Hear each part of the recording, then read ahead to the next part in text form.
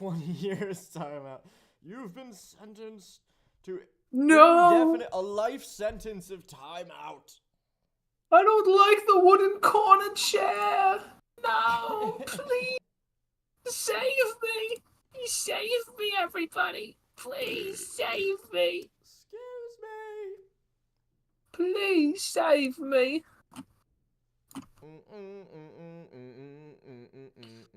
I'm alive in Why the does it say it's still corner. called the NFL pregame show with bets, hot takes, and banter? It doesn't. I just looked at it. Oh, It says the NFL award show and description season is. recap. Allow me to edit It might be that. on Twitch. I don't know. I don't know the rules, man. On YouTube, it's the description. You're the description. Oh. Ooh, damn. Oh. Damn. I got served in the corner. NFL award show and season recap. Mm-hmm. Is NFL that what they saying?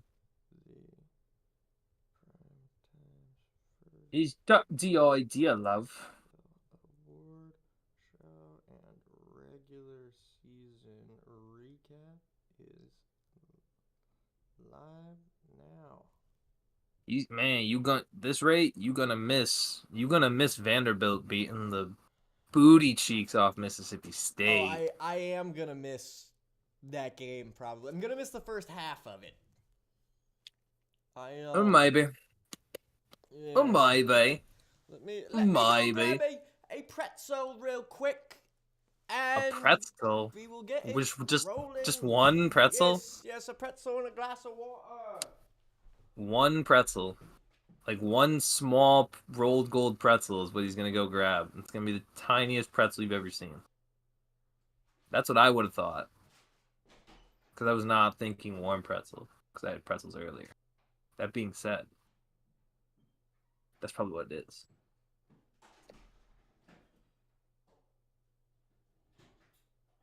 Ugh. This took a hot. Actually, this didn't take long. But it was a time crunch. That time crunch was freaking crazy. Crazy time crunch. As it were.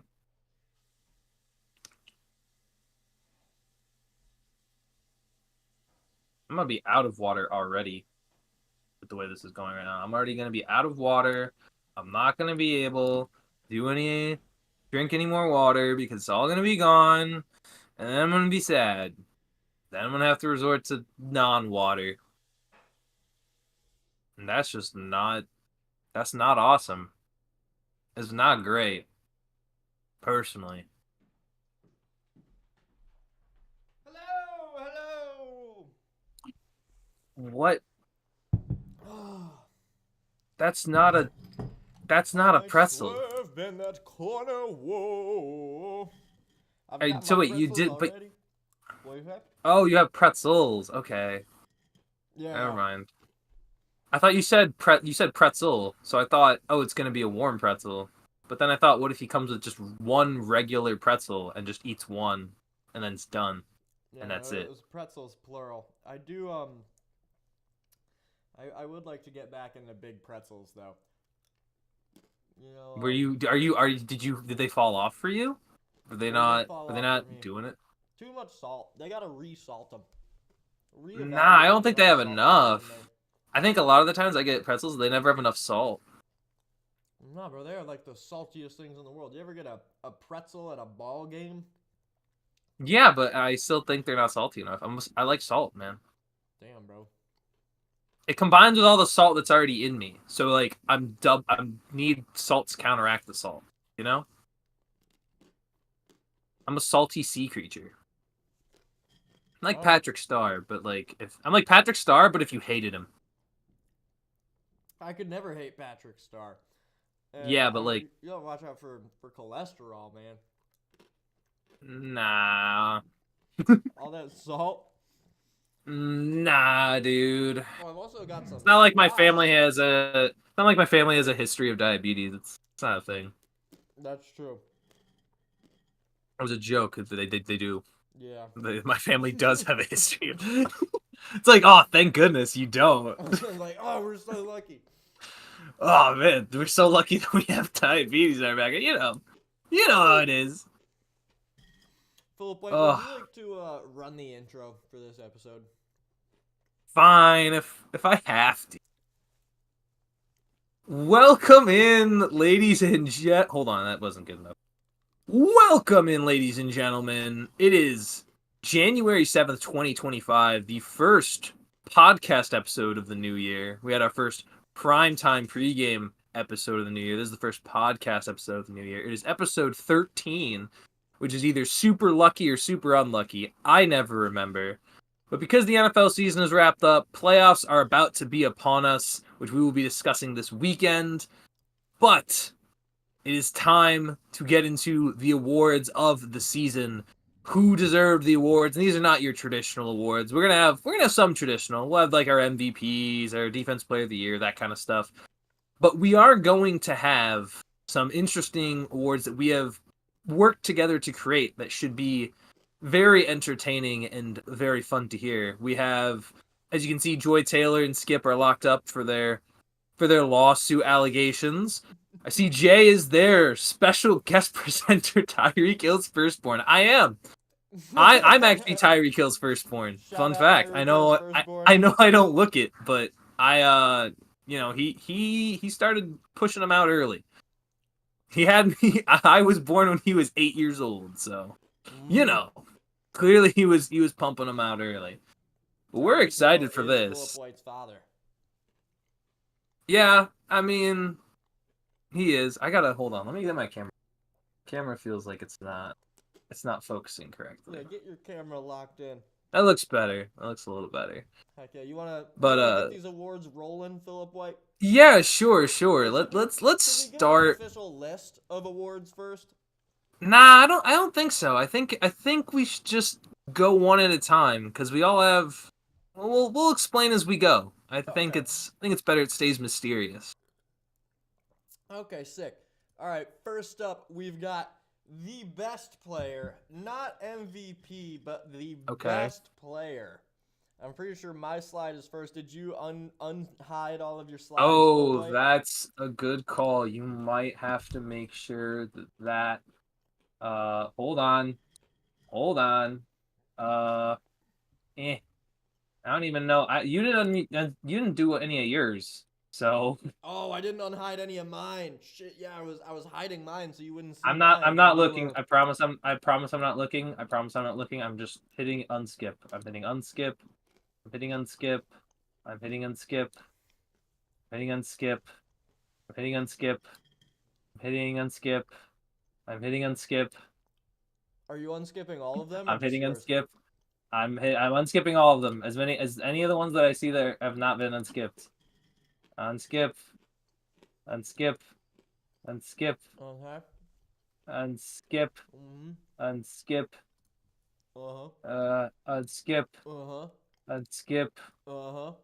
Unskip. Uh-huh. Yeah. Unskip. Unskip. No. Unskip. I wonder what's gonna happen next. Unskip. And unskip. Okay, they're all unskipped. You're just gonna have to reset it, I think, and then we can get into it. They should be all unskipped though.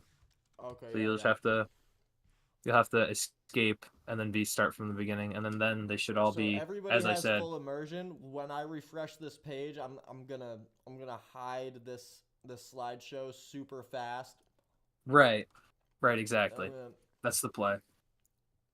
That's the play. I agree. Over these Sounds slides. about right. All right. Bringing this back up. We're here. We are ready to roll. First Jay says I'm hiding mine just like the Asian kid in my chemistry class. Thank you, Timothy Chang. Jay, shout out Timothy Chang and shout out Jay. Jay is here to Jay. I think you're gonna like some of these. I think you're gonna be surprised by some of these interesting awards we have laid out. Yeah, Jay, you're gonna be a fan. So I'm excited. So, for me, the best player, I'm pretty sure mine is up there before yours. For me, the best player, Lamar Jackson. Year. He might have been statistically the best quarterback this year. Yeah. But was he really breaking any records?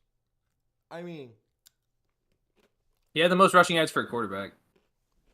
But like, I think, well, like of all time. And not in yeah. season. Not in the season, right? That's true. That's true. Okay. So give me Saquon Barkley. This guy. Okay. He's the best player, in my opinion, from this season. I mean, third best rushing season. Oh, wait a damn minute. Oh, shoot. I missed one. I deleted my slide that had all the stats. But yeah, dude. Yeah, we know what the numbers are, dude. I mean, 2,005 yards. I don't know if it's the third. There's some that are technically better, but getting 2,000 is very impressive. Yeah, I mean, there are only 2 seasons better than this one. This guy was doing video game type moves. He was doing backwards hurdles, stuff that you can't even do in a video game, literally. And yeah, for that reason, dude, he rushed for 255 yards in one game against the Rams. That's true. That game was pretty nuts, out of nowhere. Mm-hmm. Big old Mr. Saquon. Like, when I was jotting down on a week-to-week basis all of the top performers from every team from the previous week for the pregame shows, every week, it was, I think, yeah, Saquon rushed for over 100 yards in 11 games this season.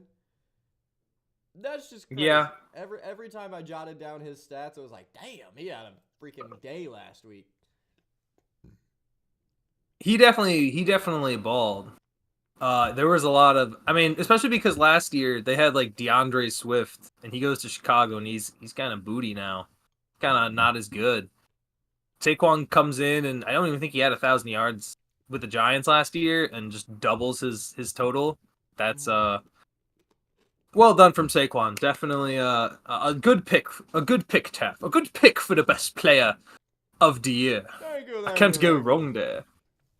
Jay was saying, the offensive line speaks for itself. He had a lot in his tank, well deserved. I completely agree. That offensive line allowed Saquon to hit his holes with ill intentions for opposing defenses. Mm-hmm. Dude was a machine this year. Poor Giants fans too, man. I saw this clip of this guy talking about how he simultaneously saw Drew Lock like run in for a touchdown, and he's like giving his all on this play. And that touchdown was the go-ahead touchdown that kind of secured the fact that the Giants weren't going to get the number 1 pick. As Saquon, and at the same time that he was seeing this play, he saw Saquon Barkley crack 2,000 yards in his game. And, you know, sometimes, like as a Jets fan, it can be sad as a Jets fan. I don't know. They're equally as being a Jets fan and being a Giants fan are equally as terrible in different ways. That was, yeah, I think you sent me that clip of doing that. Of him just going, of Drew Lock having like the 7th best game of the century by any quarterback, like this century, and then Saquon breaks 2,000 yards. That's gotta sting for all Giants fans. But hey, on the bright side, you have a top 3 draft pick. It's not ruined. The way I see it is, don't tank. Okay, nobody likes Drew Lock. You don't even like Drew Lock, and you're not a Giants fan. I like Drew Lock. But the whole thing is, I don't tank because then anything could happen. Like Stroud was supposed to be. Remember with the Texans? Like Texans, I think won a meaningless game, and then they won a meaningless game against Indianapolis, lost the number 1 pick, and then the Panthers took Bryce Young. They got C.J. Stroud, and say what you will, he's been struggling this year, but they're in the playoffs back-to-back years. While Carolina is still, the future looks bright, but I don't know. It's you're hoping Bryce Young can keep up this momentum. I'm pulling for Carolina, man. I have all the faith in the world in Bryce Young. He's gonna ball. Jay said, "Oh, us Giants fan." Jay, you're a Giants fan? Oh, I feel for you. Us Giants fans saw it on Hard Knocks offseason. We were pulling hair out, screaming at the TV to offer Barkley a contract. Yeah. Yeah. How do you not offer him a contract? Also, how do you not bolster your offensive line? I don't know what they're doing, man. How do you pay Daniel Jones, man? That is true. I think that answers the question of how do you not bolster your offensive line? But like, also, Daniel Jones, did they get that money off of their books when they released him? The Giants? I doubt it. I'm willing to like hard bet that I doubt it. And their I mean, they quarterback probably play. did in some aspects, but definitely not like for next year. I think he's gonna eat some dead cap. I don't know the numbers, but that's gotta having that much money take up your salary cap to just the Viking now who is the Vikings backup quarterback Mm-hmm. is wild to me. Y'all ready to watch? I hope Sam Darnold will be okay in this imaginary injury. But are y'all ready to watch Sam Darnold go down with an injury, and then Daniel Jones will lead the Vikings to the Super Bowl to beat the Chiefs? That would be kind of crazy. That would be kind of wild. I Well, need. it could be. It's not gonna. But back to the Giants, dude. Their quarterback play. Let me know if you disagree with this. Their quarterback play has easily been worse and more inconsistent since they released Daniel Jones. Why? Why did Why they do release that? him? Yeah.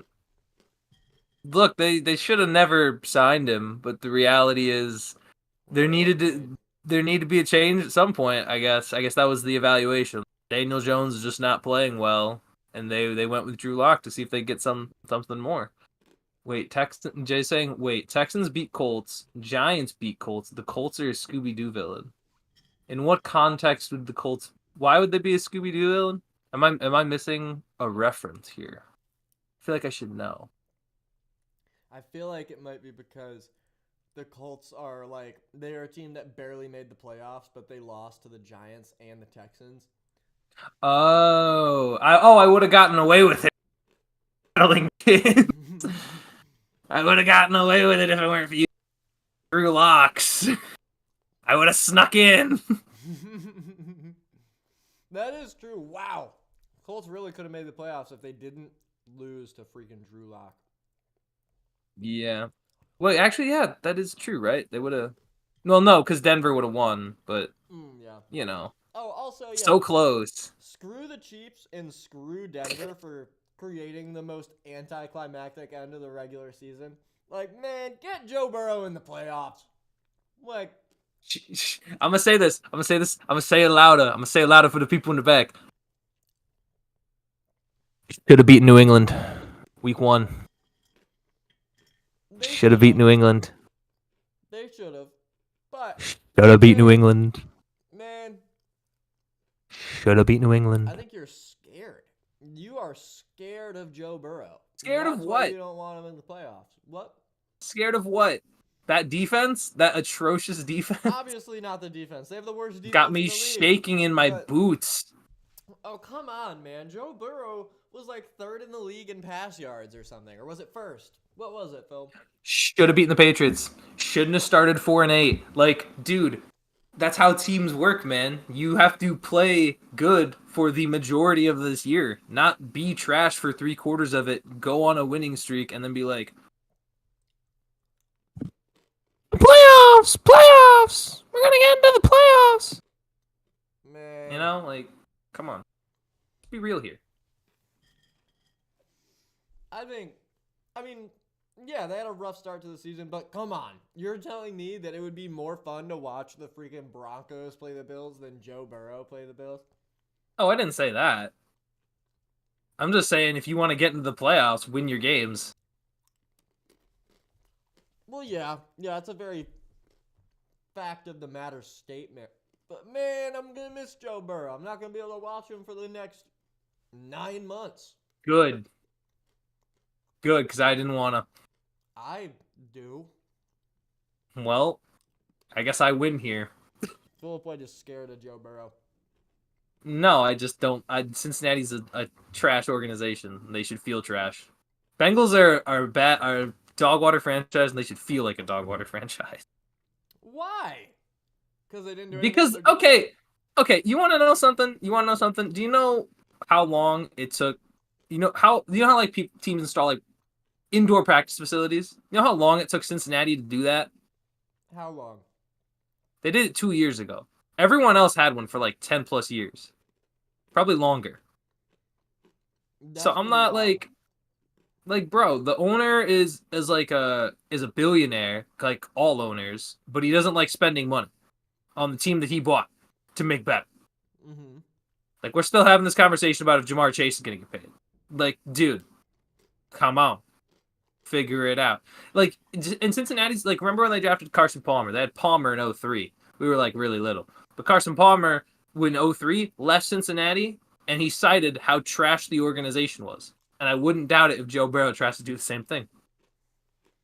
I don't think so. I think Joe Burrow is going to ride for Cincinnati, man. How many years? If Jamar wants out, if Jamar somehow finds his way out of Cincinnati, Burrow will. Him and Joe are homies. I'm just saying, man. I'm just saying. The Giants QB play, Jay said, the Giants quarterback play has gone downhill since the benching of Eli Manning by McAdoo. Yeah, that should have never happened. When they benched him for Geno Smith, that was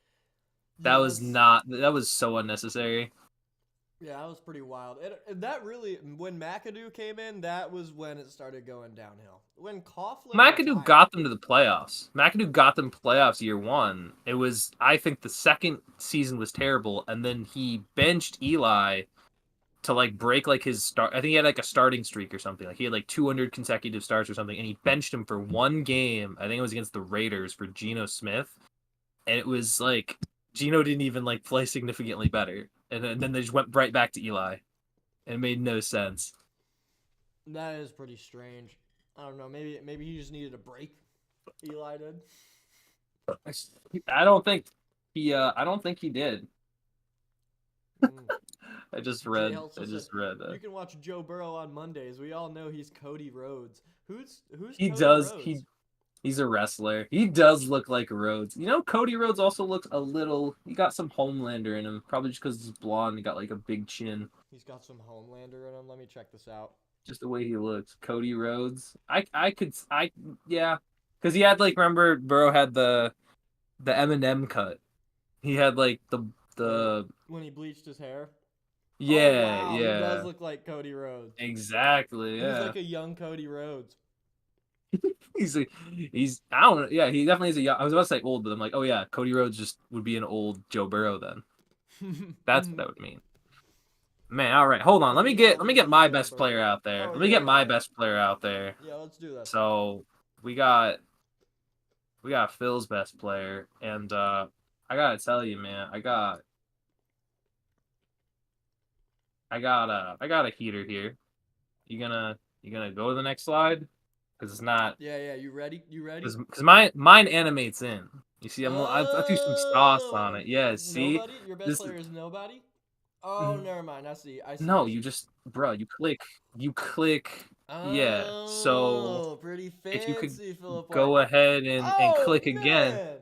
Yeah, look at that. We did have the same because I'm like that. Listen, I know. I'll say this: Saquon was incredible this year. 2000, like just stunting all over your former team is really impressive. For him to dominate the way he did for the Philadelphia Eagles in a year where going into it, the Philadelphia Eagles were likely to, struggle. Like people thought, like a month in, they were 2-2, and people were like calling for Sirianni to be fired. Right? That was what it was calling for. And then it just doesn't happen because Saquon just balls out and the Eagles just keep winning games and winning games and winning games. I think Sirianni owes Saquon his job, as far as I'm concerned. Saquon did save Nick Sirianni. Also, yeah, like coming into the season, I mean, there were a ton of question marks for the Eagles. Like they lost 7 straight games to close the previous year, and it was 7 straight losses, right? I believe so. Well, no, it was like 10-1, and they lost like Yeah, I think it was like they finished 11-6, and then they lost in the playoffs to the Tampa Bay Buccaneers, Mm-hmm. And and that wasn't awesome. yeah, I don't know about you, but like coming into this year, I was not a big believer in the Eagles. I thought that it was going to be, I don't know, something mediocre. Mediocre at best. Honestly, part of me Mm. thought Saquon was a little washed, to be totally honest. I mean, like what's going on with the Giants. That was what I was thinking. Mm-hmm. But yeah, Yeah, that makes sense. the Eagles are the Eagles are maxing relaxing now, thanks to this guy, Saquon Barkley. All right, we ready for the And next now one? they balling. Yeah, I think we can roll on into the next award, which is not the best player, but rather, I believe it's The the MVP. the most valuable player with an emphasis on valuable. Oh, I forgot that mine doesn't animate him. Um, Yeah. but my most No build valuable up. player, it would be Joe Burrow had the Broncos lost and allowed for the Bengals to make the playoffs. Because Had the Joe Burrow, he was Broncos playing his lost. ass off, man. But, I mean, you come into this, oh, Jay says, Saquon wants to thank Primetime for the award. He wants to thank his incredible offensive line, his magnificent Cavs, and lastly, Joe Schoen for making him an Eagle. Woo! I love it. I love it personally. You're welcome, Saquon. We'll send it. We'll box it up for you. It'll be like a little mac and cheese present, you know? It'll be Mm-hmm. a little It'll be like little mac and cheese craft arts. You can hang it up on your wall. It'll be from us Yeah, personally. next time we'll fly you out to the award show so you can be here in person. Trust me, Um, my ability to penmanship stuff when I write on like the little mac and cheese art, it's gonna still look like it was done by a 6-year-old. So that's my writing skills have not improved since then. So that's gonna be very excited. fantastic, dude. I bet Saquon is so excited. He should be. He should be. He But deserves to be. But yeah, like I was saying, I mean, if the Broncos lost and Joe Burrow's crazy efforts led to a Bengals playoff appearance despite that horrible defense that they have, Joe Burrow would be my most valuable player with an emphasis on valuable. You know what I'm saying? I mean, this guy was balling. Jamar Chase got the triple crown, and who's got to get I the like how ball you're more? talking about Joe Burrow still when you gave the award to Josh Allen. I mean, yeah. I mean, I feel like they could be co-recipients, but like they freaking Bo Nix Wow. had to rain on Joe's parade. No, the Bengals rained on their own parade. They The were Chiefs, 4-8. They the were 4-8, brother. yeah, but like, They were four and I eight. love to see a Blame it. You valiant want to blame effort. anybody? Blame the Bengals. I'll Ain't blame the no Bengals defense because sure, but that's still on the Bengals for being 4-8. There ain't no ifs, ands, or buts about it. Beat New England. You had New England, which was very, very winnable. yeah, yeah, it was pretty bad. But Josh Allen, I mean, he's my MVP. Um, I mean, you were coming into the season and, not Baltimore, geez, Buffalo still doesn't have a clear wide receiver one, really. And people were like, oh, how's Buffalo going to do this year? Is Josh Allen just going to be, is he going to have a down season after the departure of Stephon Diggs? And then he comes in, balls out, carries the team to the 2 seed in the AFC. Josh Allen is my most valuable player because without him, this team goes from, well, what are they, 14-3?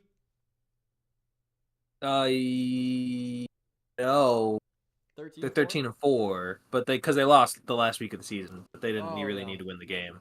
Yeah, because of that guy, Joe Milton. He was balling out. Joey Milton. Joey Milton, the best to ever do it. Gotta love my boy Joey Milton. But yeah, the Bills are 13-4. Josh Allen gets them 13 wins and 3 losses, essentially.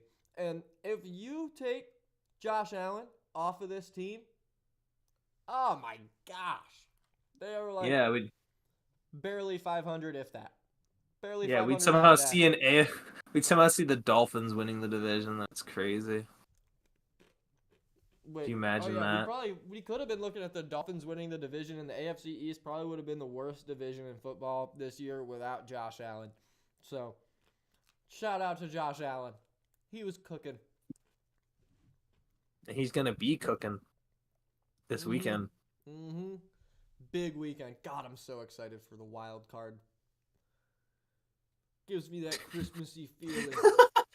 Josh Allen sends a shout out to this is Jay. Josh Allen sends a shout out to Shameik Moore. The crazy fans of Buffalo and his teammates couldn't have done it without him.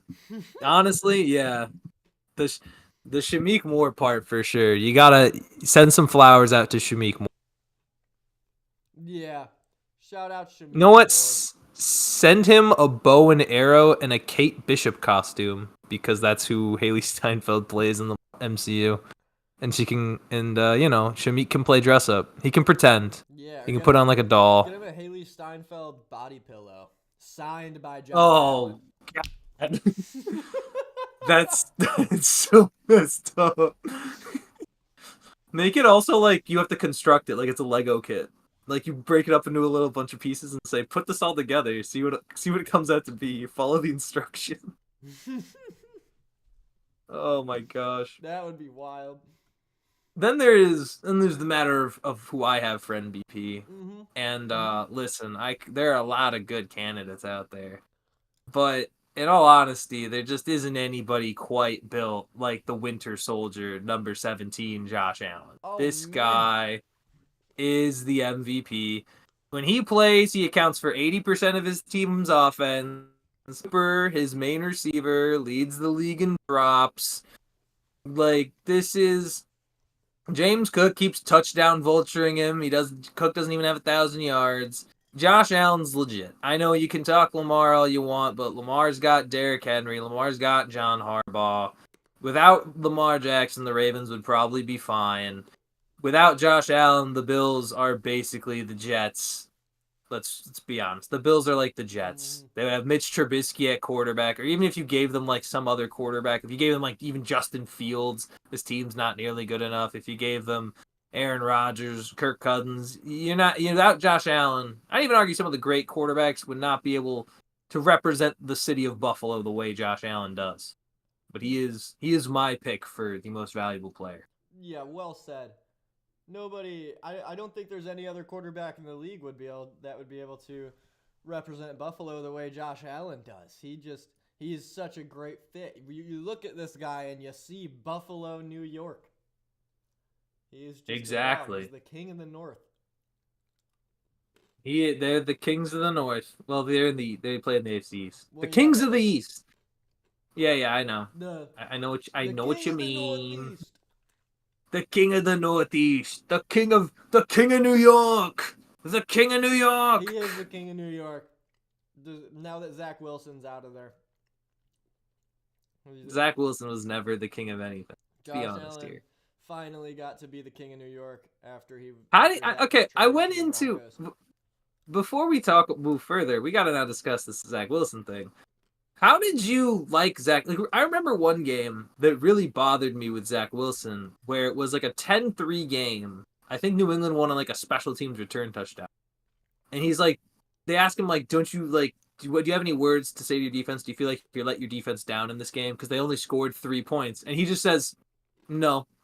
Yeah. No, I don't think so, bro. Like that would have made me really mad. I don't know. That's what my quarterback's answer is. That made me really mad.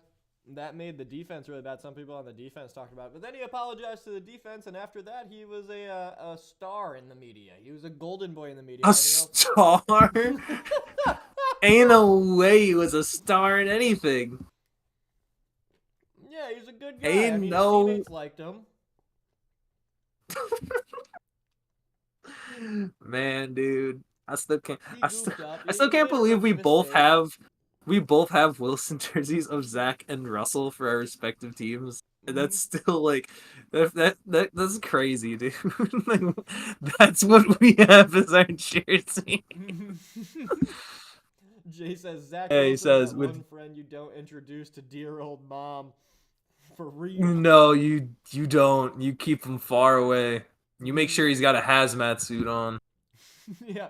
Paper Jay also bag says on his head and her head.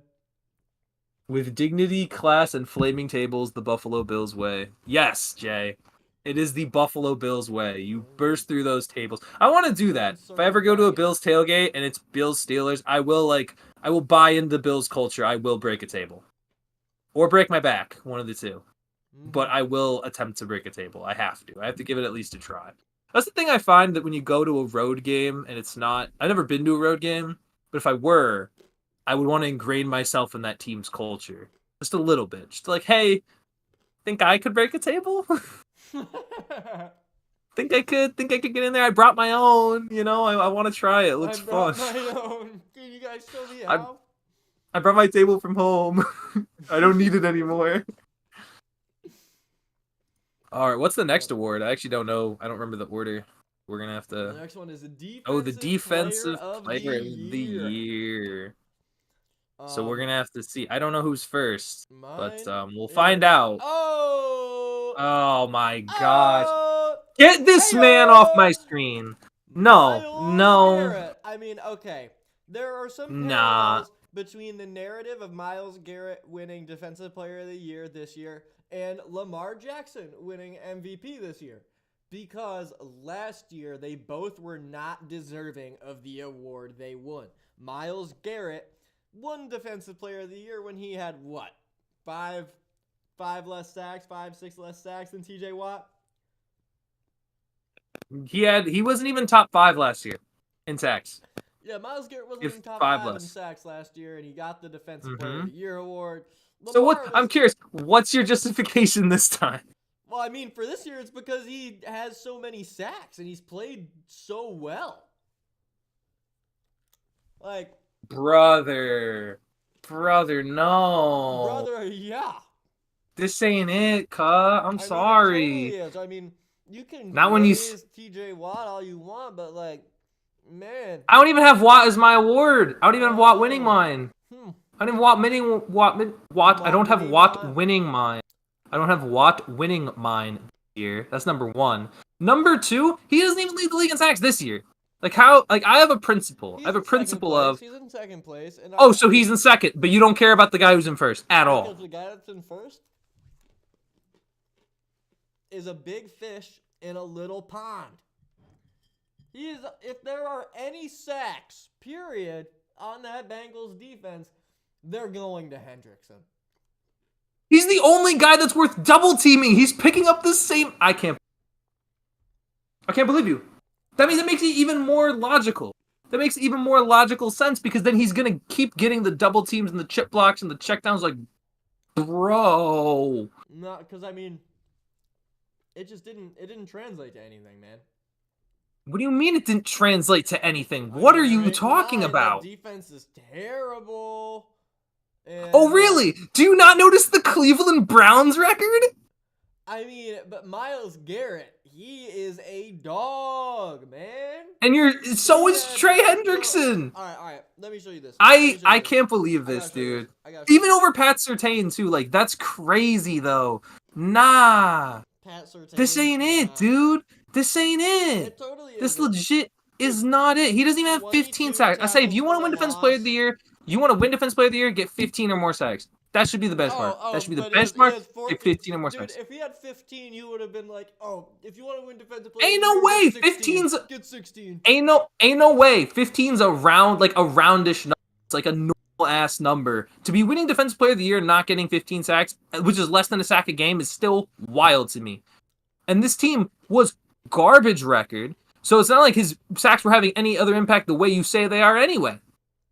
And if you want to go Defensive Player of the Year based off of statistics, it's Trey Hendrickson, and that I'm gonna spoil it. That's who I have. That's who you're gonna see when you load up the next screen.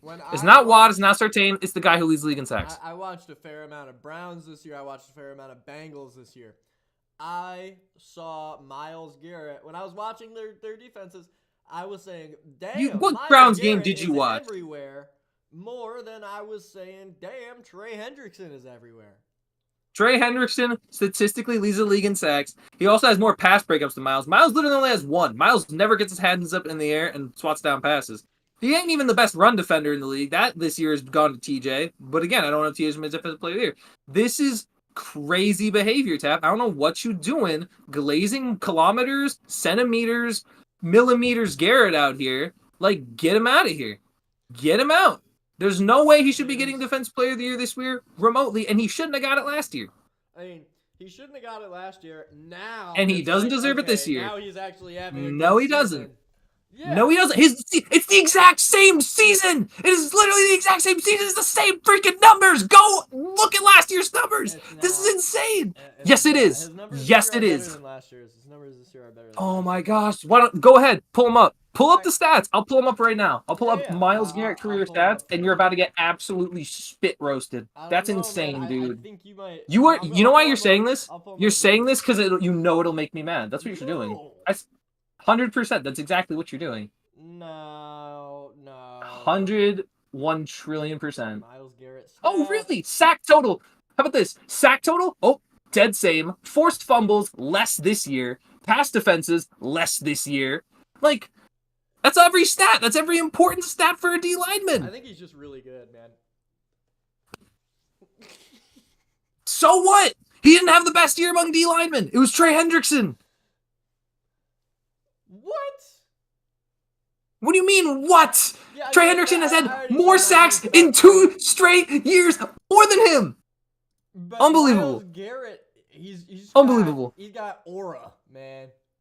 Oh my gosh, bro. The Gen Alpha lingo is coming out. That's what you need. You're doing this. See, this is what I said. I said you picked. That was solely to upset me. That was solely to upset me in every metric. In every metric. That was solely to piss me off. I know, because you said, wow, Kirby Joseph should be in defensive player of the year. That I would have understood. I would have understood Kirby Joseph getting 9 interceptions this year. But Myles Garrett? Ew. Yeah, I mean. Oh my gosh, that's so wild. But also, I mean, yeah, Kirby Joseph was up there. What was all this yapping about Pat Surtain being defensive player of the year about? I mean, I looked at his stats. Best corner in the league. Best corner in the league right now. What, passes defense? Based on passive defense and based on the yardage totals that other receivers have put up against him. Look at his game totals against receivers. He locks them up. Like, he's locked up a lot of good receivers this year. That's why it's like, kind of remember when Revis won it and everyone was like, look at all the yardage that Revis is holding these receivers to. That's same kind of thing. Interesting. Well, I gotta read what Jay been saying. Just aim for the middle. Jay says, just aim for the middle, don't overjump. Oh, for breaking the table? That makes sense. Yeah. I'm not an expert in breaking tables, but I like it. And then Myles thanks his anger management therapist and would like to share the award with Mason Rudolph. No hard feelings, bro. Shout out Myles Garrett. Yeah. Myles Garrett committing straight up assault. Straight up assault on a football field. Oh, he committed straight up assault? You don't remember that? Remember when he ripped off Mason Rudolph's helmet by the face mask and smacked it over his head? Yeah. I was at work when that happened. I was at work and I was coming out and I was like, what? Okay, we're losing. And then I got like, my dad's like, did you just see that? I'm like, what? What are you talking about? And it was Myles. I saw the clip of him yanking it off and hitting him on the head. I was like, bro. That's crazy. Yeah, I can't believe I forgot about that. Did he get suspended for that or anything? He did. He did get suspended. I think he got suspended the rest of the year. Oh, that's good. What year was that? Because I remember hearing about this, but I didn't see it. Ben got hurt that year. I think it was 2019. 2019. I think it was 2019. That sounds about right. Because it was Mason Rudolph starting. In my small era where I wasn't really paying attention to the NFL, I didn't get back into it until like 2021. Bro got walloped. Yeah, and I'll tell you, man, Myles been on my hate wall. And we all do. That makes sense. You know, I kind of want to revoke my Myles Garrett. Oh, now you want to revoke it. I don't rock with that. He doesn't seem like a good person. You know, it's Kirby Joseph. Not okay. See, now you changing your pick. All right, that's fine. I'll allow it. I guess. But you want thin ice, man. You want thin ice. Ah, man. Anyway, I already said who mine was. I said Trey. I already said who it was. It's Trey Henderson. Leads the league in sacks. Such a happy little guy. I know. He's just happy. He's like a Bengal I don't have to hate because he looks so happy. He leads the league in sacks. He also had 17 last year. He's been consistent. He's been incredible since the Bengals have signed him over from New Orleans. He's just that good. He's a good pass rusher, man. You got to respect him. And I mean, leading the league in sacks this year, I'll give him his due. I'll give him his due. Indeed. Sounds like he's very deserving of this award here. Next up, he looks so happy too. He looks so proud to win it. Yeah, most glazed by the media. He does actually a little bit now that I say it. Yeah. Most glazed by the media, we've got Lamar Jackson for me. I mean, it was like every time I opened up my phone, when Jay said Miles has grabbed his helmet, we cannot control him. Watch out! Yeah, Miles. Everyone, get down! Get down! Miles better not hear that I revoked his Defensive Player of the Year award because he will be pissed. I was running around, dude. Oh my gosh, it's so slick on this floor. So it's like when a cartoon character runs in place, like, and it makes like the. It is like the noise. Yeah, the. Yeah, Lamar Jackson, dude, most glazed by the media. It's like every time you would open up your phone over the course of this season, you would see Lamar Jackson. And they would be like, oh my God, look at Zay Flowers with the 13-yard catch. Or, oh, man. And I will say, Lamar had a great year, man. He had a great year, but I feel like it was just a little bit overhyped, especially after, like, I hate that the NFL gave him MVP a year ago when he was not deserving of MVP. It should have gone to CMC. And now he has an actual MVP season, and it's like, no, this is not reflective of how good he is as a player. And yeah. And win or lose, we're gonna keep hearing about Sir Lamar come playoff time. Yeah, that's gonna be like, imagine, like, and you know what's gonna happen too. Like, if he plays poorly, they're gonna blame his team, and if he plays great, they're gonna give him all the credit. Like, it's crazy. Most of the time, most quarterbacks get a lot more criticism, but like, it feels like Lamar, like, always, like, come on, man. Yeah. It's just like, yeah, basically what you were just saying. People act like what he's doing is a lot more impressive than what he's doing. I will say, he's had an impressive season. But yeah, it's just like, yeah, bro's getting glazed by the media, He's getting glazed. My award for the most glazed by the media is it's actually a very similar, close, not exactly the same guy. My most glazed by the media is also Lamar Jackson. Yo, no way!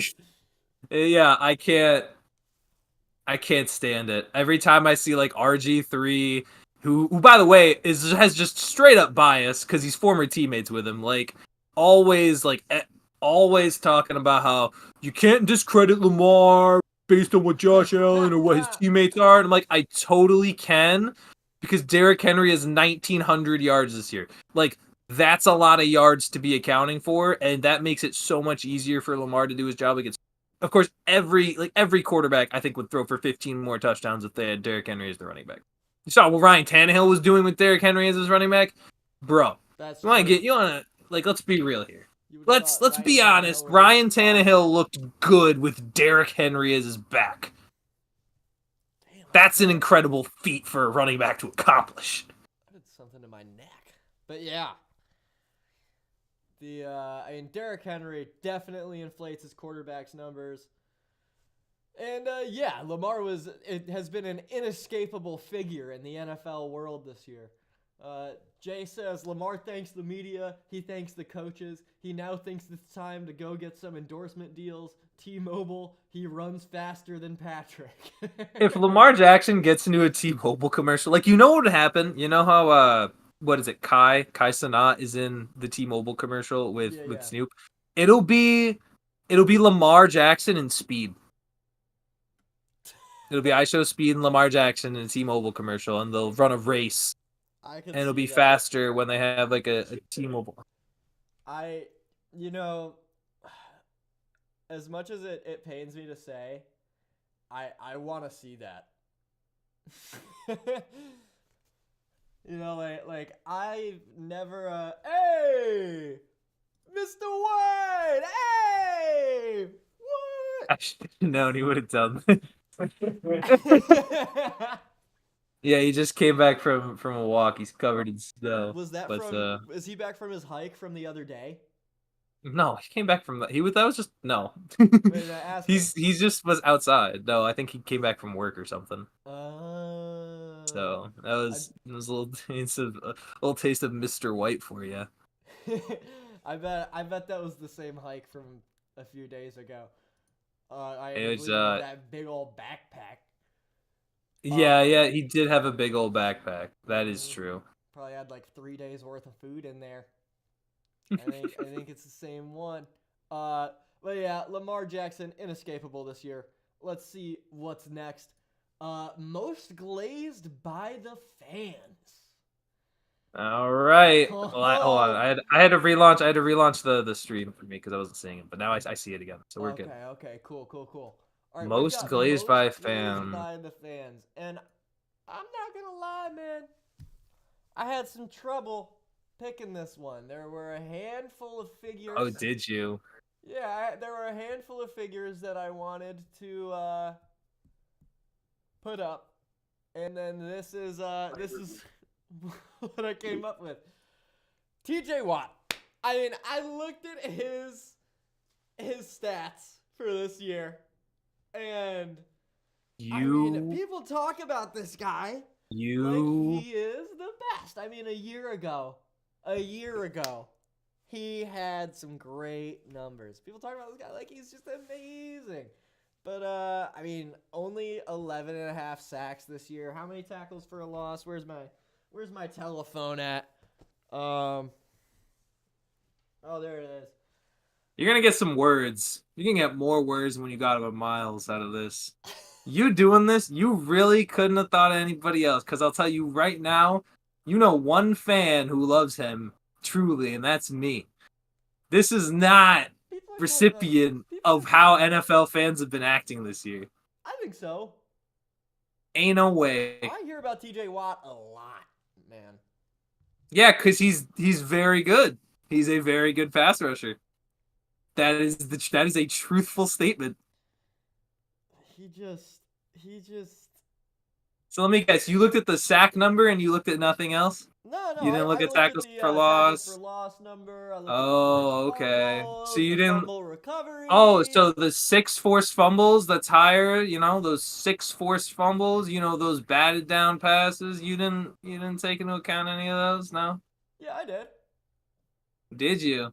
I did. Because you wouldn't be saying he's the most glazed by the fans if you were. But he is glazed by the fans. I wouldn't say most glazed. I flip-flopped between two. Okay? Oh, you did. Mm-hmm. Did you?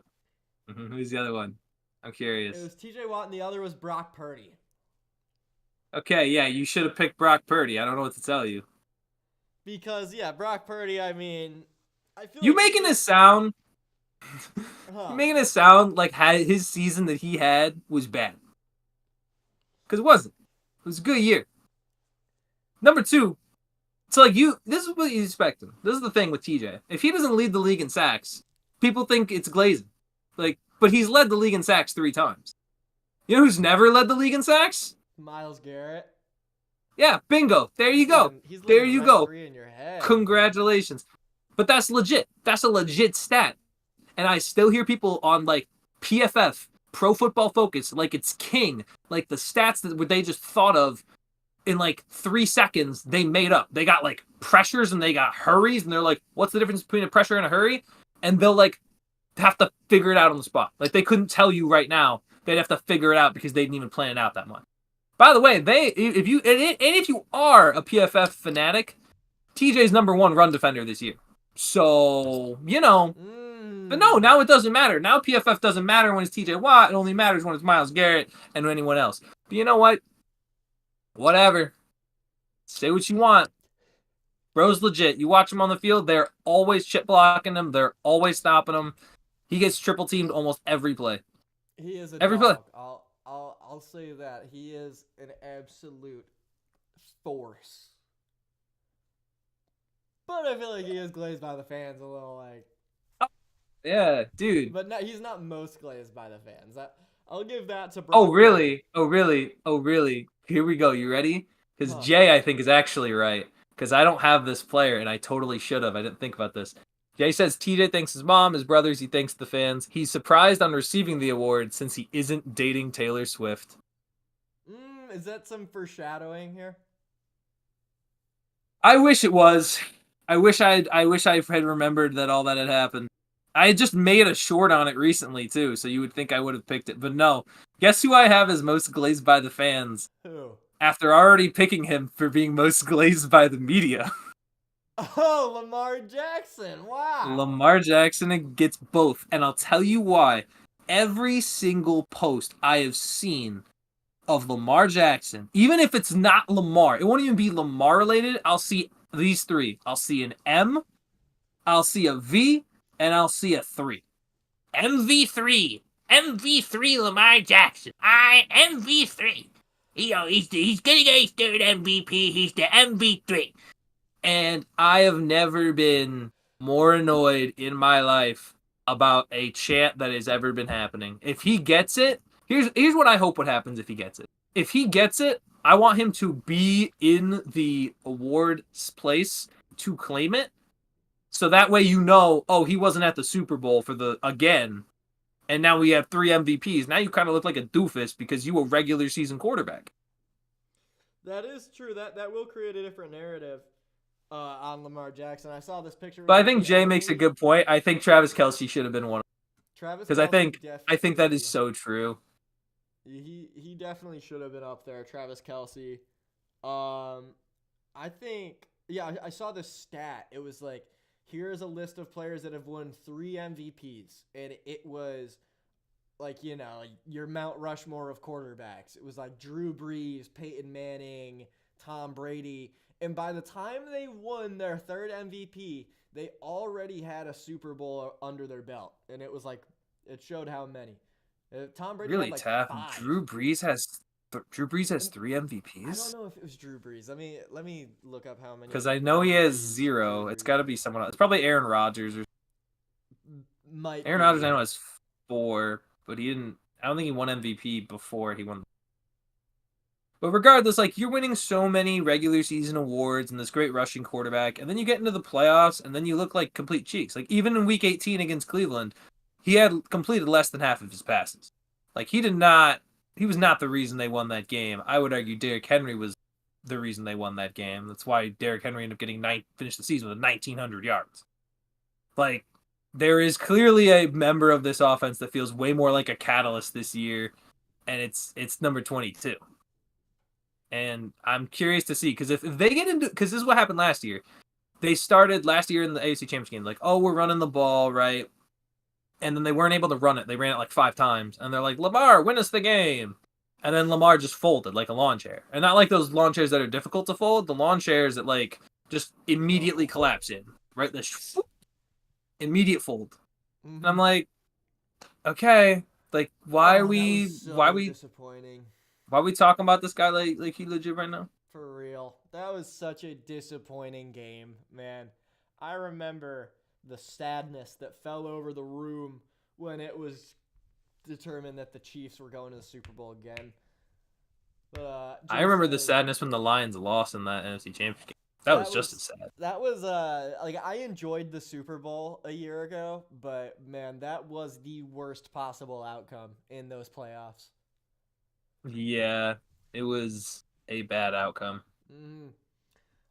Jay says, TJ thanks his mom, his brothers, he thanks the fans. He is surprised on receiving the award since he isn't dating Taylor Swift. And then Jay says, Lamar Jackson thanks the fans, he thanks his teammates, he wants endorsements. Taco Bell, he is more relevant than Devontae Adams. That's a fact. True. Taco Bell makes a lot of sense too because when he gets to the playoffs, he's gonna poop his pants, just like what happens when you eat Taco Bell. Exactly. So it works.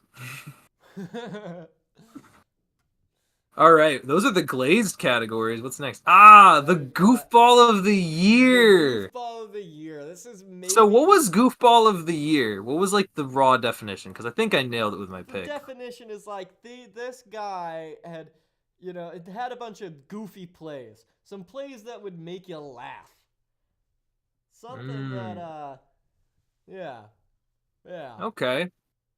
Just a goofy Ooh, guy. go ahead. Let's see who's up first. For me, maybe there's some recency bias here, but Kenny Pickett, this guy, he came in for Jalen Hurts and had the goofiest play perhaps ever.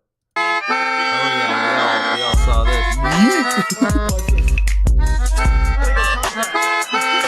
Yeet!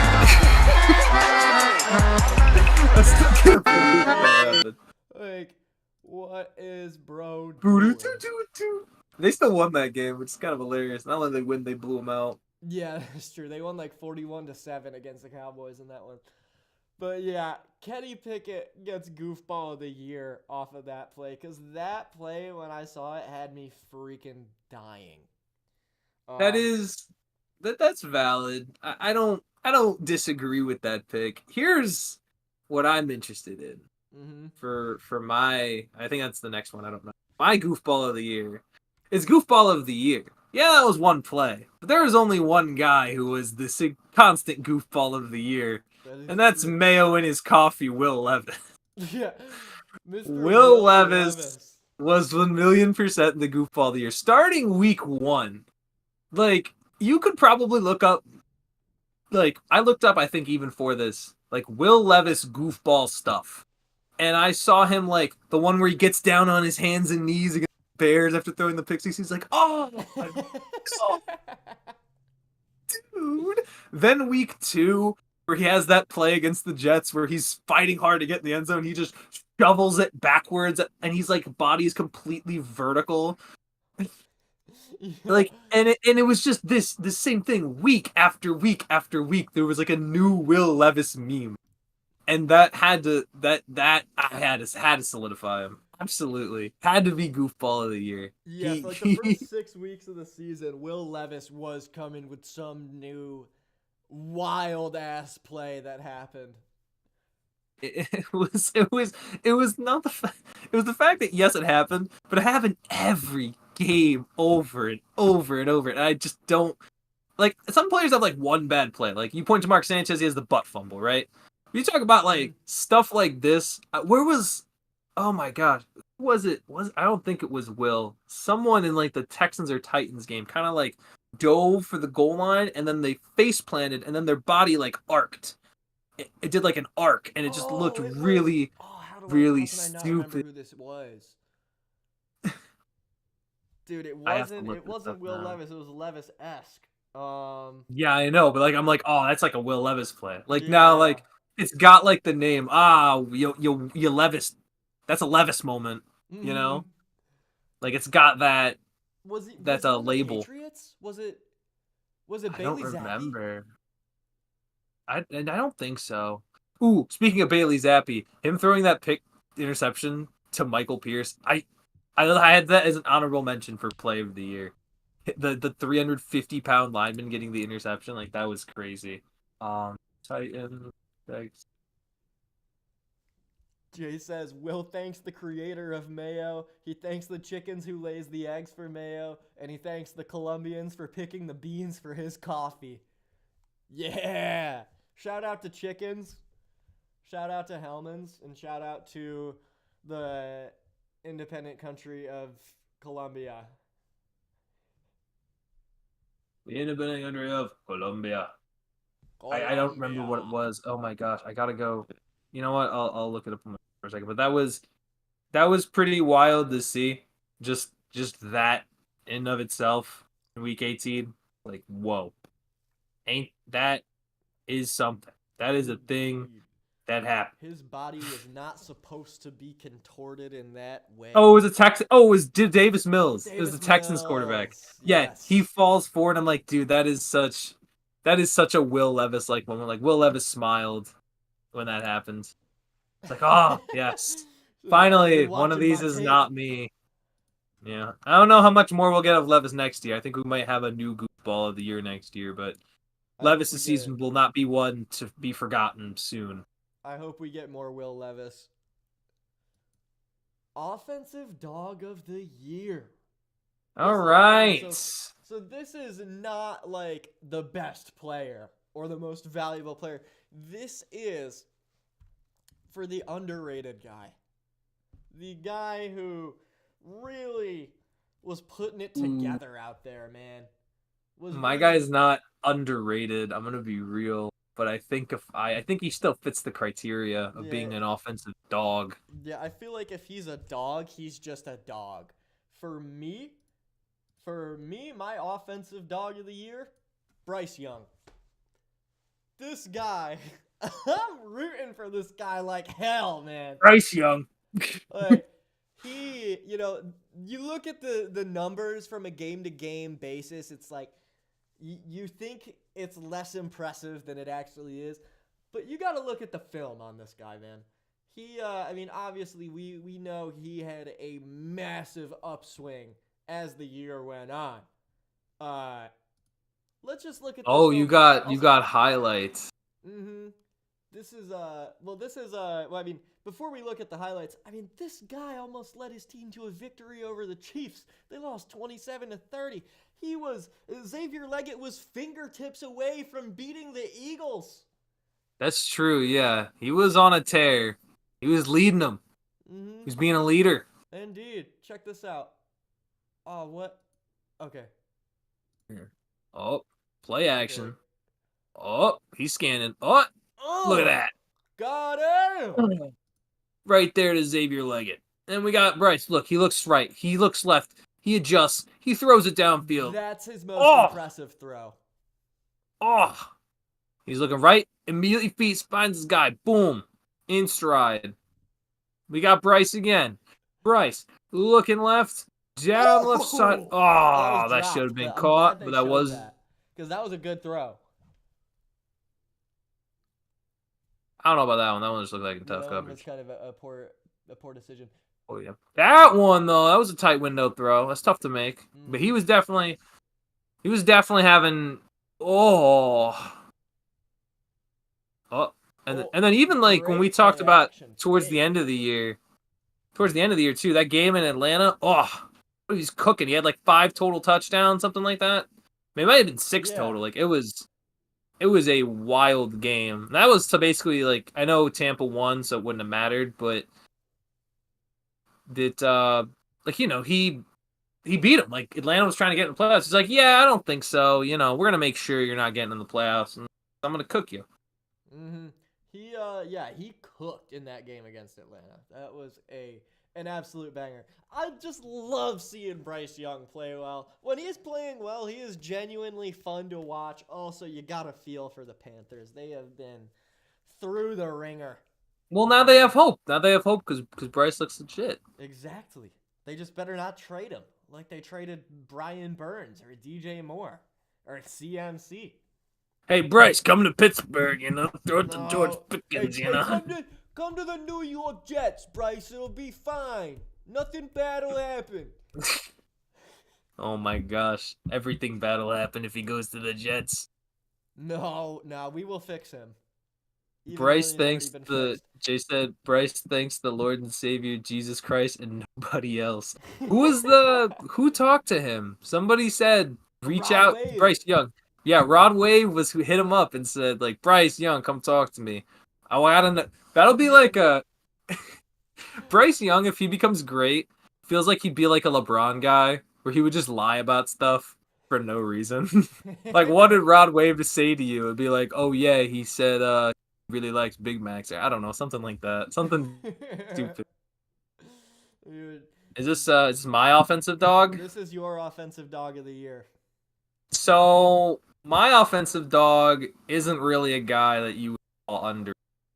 but he's 100% a dog because he's the Triple Crown winner. It's Ja'Marr Chase. Ja'Marr Chase leads the league in catches, receiving yards, touchdowns, and I know he's got Joe Burrow, but he's also got like T. Higgins, who's having a good year too. So for him to do that with another wide receiver on the other side, he's been balling. I mean, he's had, I don't know if I would still, if I had to pick a wide receiver right now as the best one in the league, I'm probably still leading Justin Jefferson by a hair. But this year, Ja'Marr Chase has been gangbusters. He's been unbelievable. He's a dog. He's a certified dog. We know what he is. Comes up, he shows up, does his business, does the work, and just wins fantasy football championships. I'm sure he won a lot this year. Ja'Marr Chase was fantastic this year. This was the first Triple Crown in how long? Since Cooper Kupp. Since Cooper, back in 2021. Okay. So still an amazing season. I thought it was longer than that. Nah, but it was a very impressive year for Ja'Marr Chase. Yeah, Ja'Marr Chase was freaking balling. Anytime I had to play against Ja'Marr Chase in fantasy, I would be shaking in my boots. Him and Saquon Barkley. Yeah. Now we've got defensive dog. The defensive dog of the year, Philip Warner. I already know who this is. Who's it gonna be? It's gonna be Jesse Bates, isn't it? It's Jesse Bates, baby. 4 forced fumbles. I should have known. 1 interception, 1 touchdown, a fumble recovery. Every time I would watch the Falcons this year, I was like, damn, this Jesse Bates guy is everywhere. He just plays with such a ferocity. I love it. Very, very fun to watch guy. And, yeah. Love Jesse Bates, man. I am, this season I became a Jesse Bates fan. Wherever he goes over the course of his career, I will be following. So, I agree. You know, the Bengals ever let him go. Oh, hey, sorry. I can't believe the Bengals ever let him go. Like, their defense got significantly worse ever since he's left, and he is a difference maker.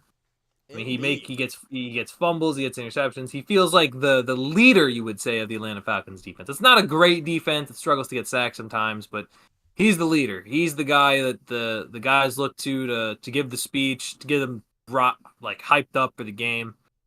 My guy functions a little similarly, and it's a little biased because the most recent game against the team that they played kind of played a lot into this voting. Yeah. But for me, this man, look, he's a dog. He was hurt for some of this year, and when he was hurt, this defense was struggling.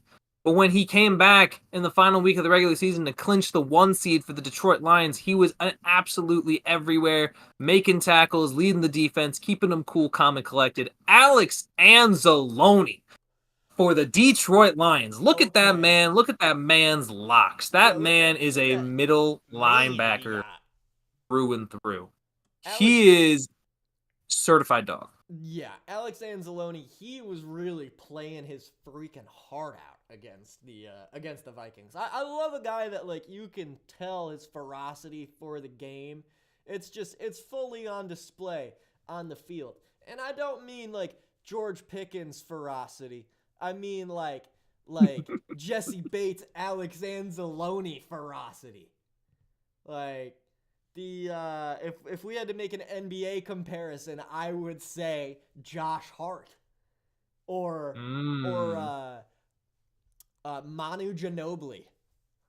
Like, yeah, dogs. Interesting. Dogs. That's that type of ferocity where they just gritty. You know, they have that grit. Gritty. What? But I've loved Alex. I've loved Alex as a player. I just like the long hair. I like guys who have the long locks, the Clay Matthews type of hair. I've seen it on Alex. I think Roseboom it was Roseboom for the Saints, right? Or no, Roseboom for the Rams. Rams. And then there's Andrew Van Ginkel for the Vikings. That kind of hairstyle. Those guys are all gonna be dogs. You know, they got that. They got that kind of fight. They look like rock stars a little bit, like those rock stars that look like they'll fight you. They'll go into the crowd and they hear you talking smack. They'll beat you up. Alex is I love watching Alex play. Yeah, I think he's my dog this year. He missed some every time, but he's a dog. Yeah, every NFL era got the middle linebacker who's borderline elite with really long hair. Jay says, Jay. Alex thanks his conditioner, his father and mother for good hair genetics. Head and Shoulders reach out to you, boy. Yo, for real. They should. They should all three of them. All three of them, and then Clay should be like the teacher. You have like a teacher class, and then they all in like a Head and Shoulders class commercial. And you could get Roseboom in there. You can get Anzalone and Van Ginkel, and they're all learning Clay Matthews. And that would be a sick commercial. I'd like to see that. That'd be a good Head and Shoulders. Troy Polamalu working with Head and Shoulders. Get on that. Troy Polamalu is like the quintessential NFL Head and Shoulders guy. Exactly. Dude, if there was a best hair award, I feel like every 10 years you could hand out a best hair award. I feel like it was Troy Polamalu. Clay Matthews was kind of Isaiah Thomas, and Troy Polamalu was Michael Jordan. Clay Matthews, you had great hair. Troy Polamalu just kept blocking you. Yeah, he's tough to compete. And now Alex Anzalone, he's got the torch now. Yeah, I think he's got the torch. Van Ginkel can kind of compete, but I'm looking at Anzalone, and it looks like he's me over a bit. He's got the locks going. Yeah, this seems like Alex Anzalone looks like an outtake for when they were painting Jesus thousands of years ago. He's a stand-in. Yeah, he's a fill-in for Jesus. Shout out Alex Anzalone. Jay also said Jesse thanks his father for making him a dog. Yeah, Jesse Bates. The Jesse Bates thinking is next up on the award list. We got our backup of the year. All right. I love my pick for backup of the year, man.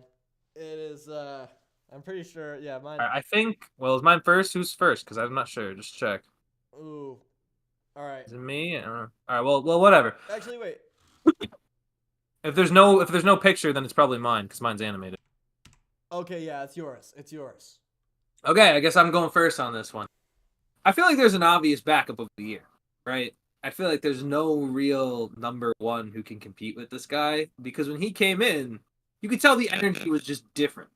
And then when he left, that energy immediately went away. It has to be famous Jameis. Famous Jameis Winston came in for an injured Deshaun Watson, who was making everyone like the Browns were. Not only did I already not like the Browns, they were even fun to watch with Deshaun Watson. Mm-hmm. And look, I don't wish injury on anybody. Maybe you can wish it on Deshaun because he's such a jackass.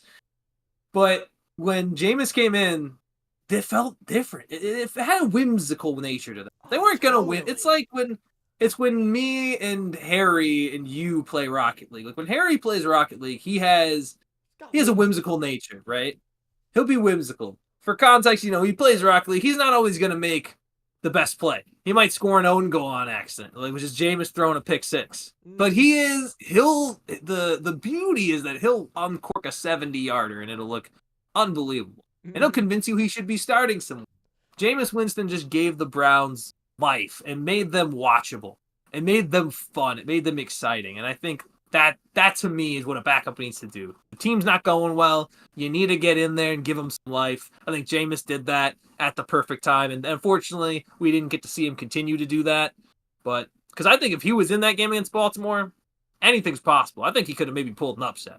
That's all I'll say. Oh yeah, man. That's all I'll say on Jameis. I think they took Jameis back to the bench and put him in for DTR simply because the Browns wanted a good enough draft pick. They were going to win too many games if Jameis stayed in, and they were already sort of out of that playoff hunt. Yeah. And yeah, dude, the vibe of Cleveland took a 180. I remember not once throughout the season had I looked forward to watching the Cleveland Browns until Jameis came in and I started looking forward to Browns games. And yeah, the interview's great. You didn't know what you were going to get with Jameis on a game-to-game basis, and it was the most exciting thing ever. You can't even, I'm gonna be totally honest about Deshaun Watson, man. I mean, I don't like. It's just even if he was enjoyable to watch this year, like it just regardless, it felt kind of gross watching the guy play. It's like God, this guy is so Yeah. boring to watch, and he's a piece of shit. Like, Yeah, he's a fucker. He's not a good literally. person. He can go to the gates of hell. I'm convinced God intervened. Oh, who was that? Who was that? I don't know. I don't know who that is. I don't know. I didn't see it. My eyes were closed. I was blinking. Next up, we got Tyrod Taylor, baby. That's my pick because on the season this year, Tyrod Taylor is. I mean, he only had 2 drives. Jay says, Jameis thanks Deshaun for getting hurt. He hopes you got the Asian massage coupons he sent after the injury. He thanks his teammates for rallying around him and the fans. Shout out Jay, man. Jay always is commenting something that's gonna make me laugh almost every without fail. For real. 98% success rate. That's well done. Thank you for being here, Jay. Thank you for being here, Jay. You're the GOAT. He sees how hard he fights. He sees how hard he fights. Lord, I was just blessed to play. Lord, I'm just blessed to play in some snow. Yeah, dude, yeah. Like in a post game after he beat the Steelers, he was like, Yep. This is what movies are made of. I feel like I'm on NFL films right now. Me when I'm trudging my feet, sloshing through the snow. And before that, he's walking off gosh. the field. Like, I'm gonna order a dub off of Amazon, and it's gonna be here by about 9:30. Jameis, goodness. I really hope more than maybe any other athlete that Jameis does some form of media after he retires, because I've gotta hear from that guy. Like, yes. on a podcast, play-by-play, halftime, whatever. Like, it's just so fun to hear talk. But my backup of the year is Jets legend Tyrod Taylor. This guy, 2 drives, 14 points in about 6 minutes of play. He came into the game when we were down 40-0 against the Bills. And I mean, he didn't lead us to a win. He had about 6-7 minutes left. But in a game where Aaron Rodgers was not able to get the team into field goal range, he threw 2 interceptions, less than 200 yards. In about 6 minutes, Tyrod Taylor comes in, throws 130 yards, gets 14 points for the Jets. And on the season, it was his only showing of the season, is throwing like a 132.1 passer rating. He did have a great game. I'll give you that. I don't know. I was going for the year vibe, you know? Like, I'm a big year guy. Tyrod played great. Don't get me wrong.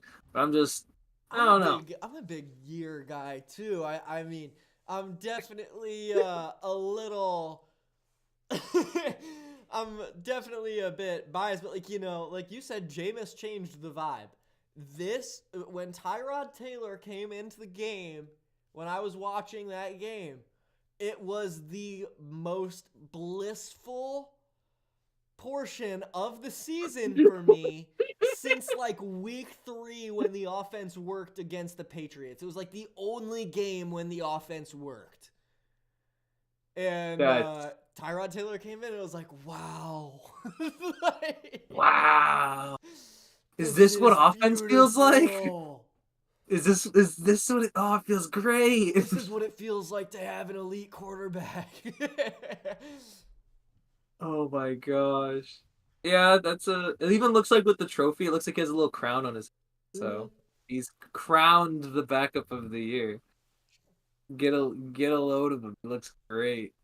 Crown my king. Put him on. Maybe he'll next year, if he's the starting quarterback, he can have a run at. You can take a stab at best player or most valuable player. Most MVP Tyrod Taylor. That'd be actually hysterical. I wonder, that's a whole different conversation, but I kind of want to see Tyrod at QB1 at least for a couple weeks to next year. It's like, come on, man. We voluntarily self-destructed this year. The Jets did. Yes, this is true. like so you look at them and it's like, if you tried to suggest that like the Dolphins who have Tua or whoever, if you try and suggest that Tyrod starts for them, it's laughable. Yeah.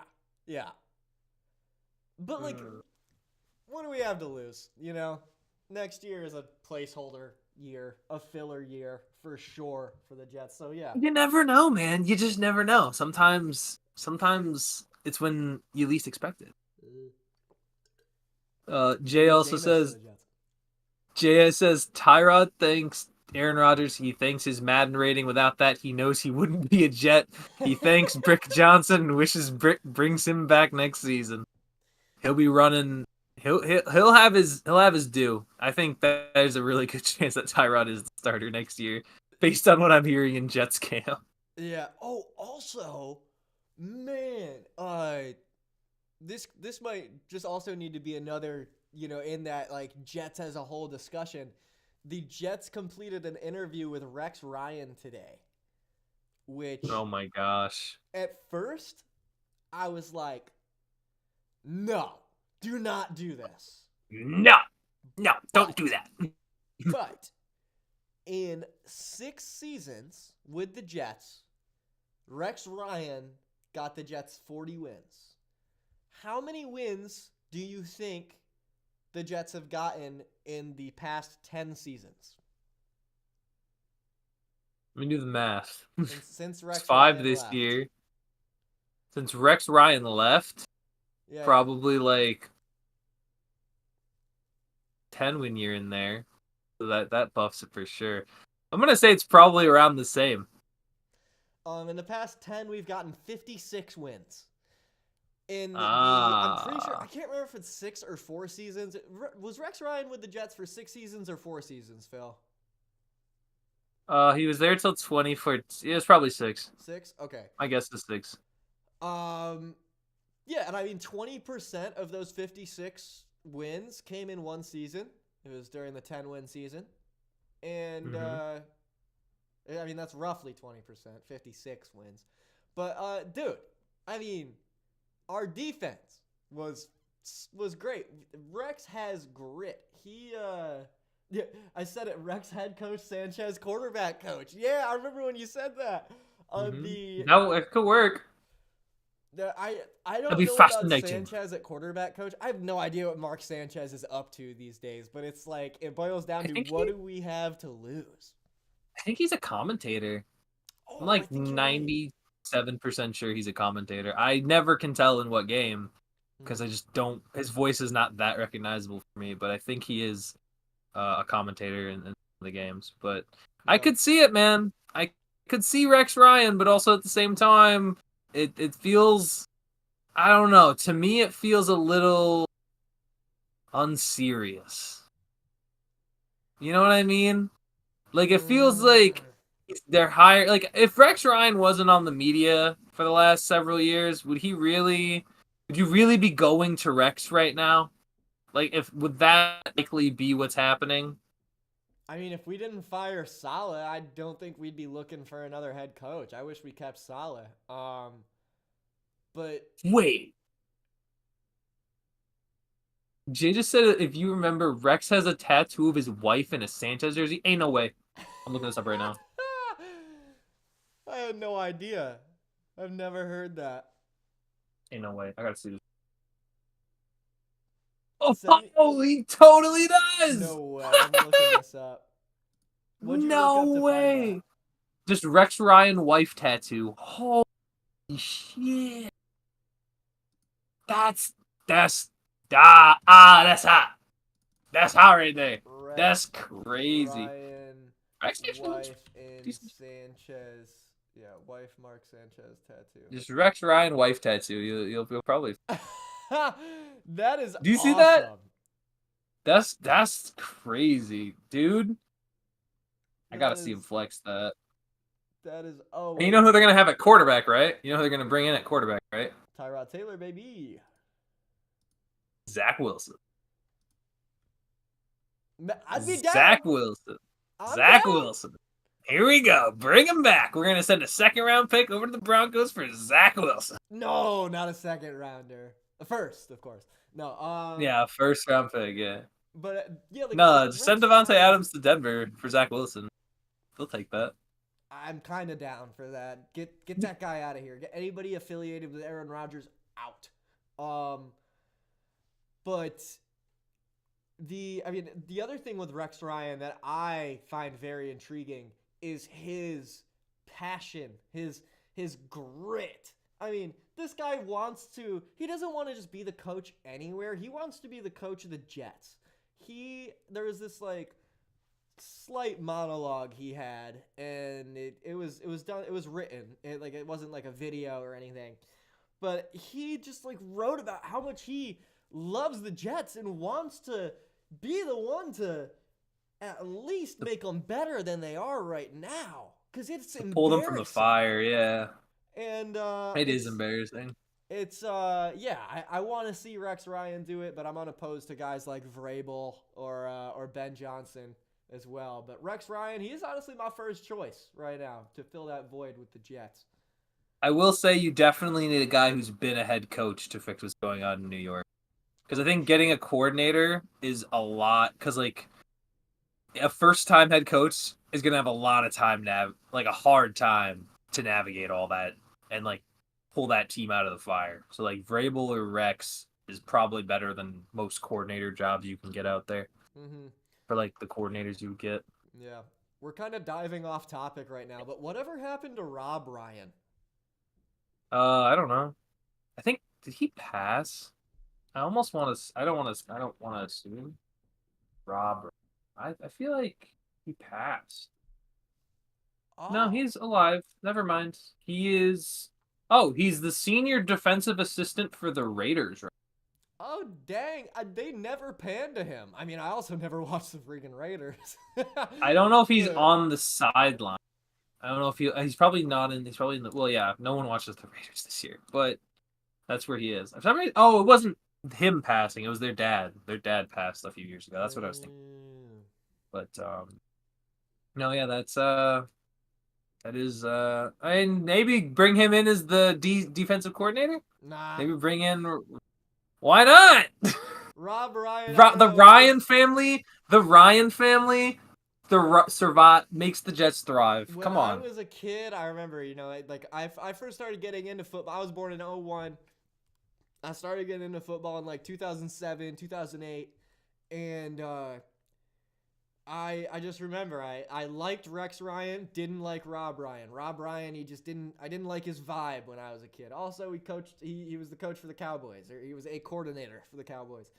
Now he's the defensive. I mean, now he's for the Raiders. He can stay over there in Vegas. I guess, but I mean, wouldn't it be like a Cinderella story? It would, just like Jay's new comment. Rex Ryan becomes head coach. Fireman Ed comes off the antidepressants. It becomes a new day for the Jets.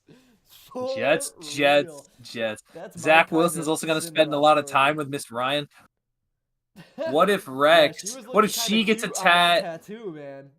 What if she gets a tat of Rex on her with Zach Wilson's jersey? Yo, I like that idea. Also, I wanted to go back because there's another one that Jay said was funny. He said, not even when talking about Jameis Winston and like if he should be in the media, he said, not even media. Dude needs to be the crazy black father on a sitcom.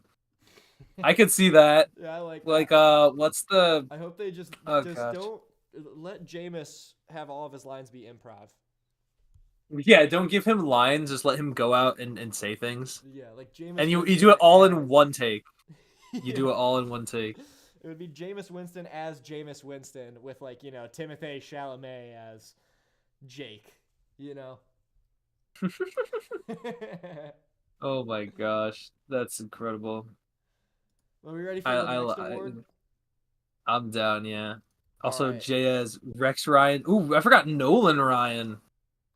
Nolan Ryan. There's so I never many heard of Nolan Ryans. Ryan. So many Ryans, dude. They're everywhere. I remember John Ryan. He was the kicker for the Seahawks for a little bit. Yeah, he was that punter. I remember you had that one play where he got his nose bloodied trying to hurdle a guy. I was like, that's not smart. You're a punter. You shouldn't do that. Yeah. Man. Oh, man. We are... Dude, I am enjoying this award show. Me as Guys, well. come on, chat. Drop a like if you're enjoying the award show. This has been very fun. It was also stressful to make the last 3 hours prior. For real. Trying to get them all into the same slideshow, but we got it. All right. What are we on next? What's hiccup, the next one? like an hour before we started. I had to after getting it all set up, I had to step away from the screen and eat some dinner, recalibrate. And now we're here. But yeah, guys, gotta recalibrate. Like, subscribe. We're here every Tuesday, Sunday, and other random days of the week. But Tuesdays and Sundays are guaranteed. I wouldn't say Tuesdays are guaranteed. Sometimes we skip. That is true. But we'll get into more of a. We're gonna get into much more 2025. I got a feeling. Indeed. Well, over the holiday, we were consistent up until the holidays. Also, I was planning for my move to Philly. Also, random side note, this is my last episode in this setup. What? Tomorrow. I'm moving to Philadelphia tomorrow. Wow. I've already got all my Eagles gear, so I don't have to look at the Jets ever again. Just kidding. You got a Kenny Pickett jersey, didn't you? That would be hilarious. You sentimental little fella. That would be hilarious. But speaking of Kenny Pickett, worst play of the year. I don't know whose is first. I'm gonna guess it's yours. This is okay. So what is this play? What was this? Oh, I think I know. Yeah. Wait, let me make sure this is. So this is last week from the Jets. A lot of years have happened in the last month, I see. Yeah, but like this play, freaking ridiculous, man.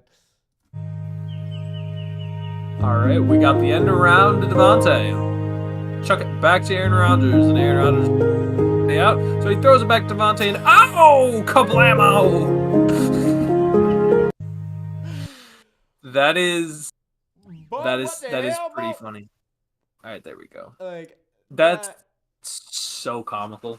Yeah, that is ridiculous. The Kenny Pickett play was competing with that, but I had to give them both some shine.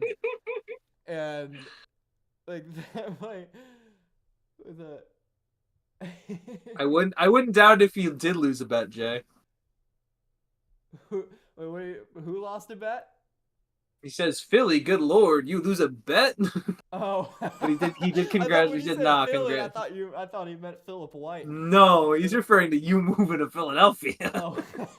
But so he said, "Nah, congratulations on the move." So that's pretty exciting. Yeah, appreciate it, man. I'm very excited. Very excited. Big things will be happening. Because he's gonna be talking to all the homeless people out there. That's what you're gonna be. I will be talking to a lot of people out in Philadelphia. If you see me out in Philadelphia, come say hi. I will talk to you. He'll bite your finger. People. I want to talk. He'll bite your finger off. He bites people, guys. I do bite. Be careful. I do bite. If you scratch my head too much, I bite. What are you, a cat? Yeah, and a dog who just has a problem with a cat and a dog. Yeah, I'm a mix of both. He's a cog. Yeah. But yeah, very excited for Philadelphia. Going to be interviewing more artists, athletes, and making a name for myself. Homeless or parking?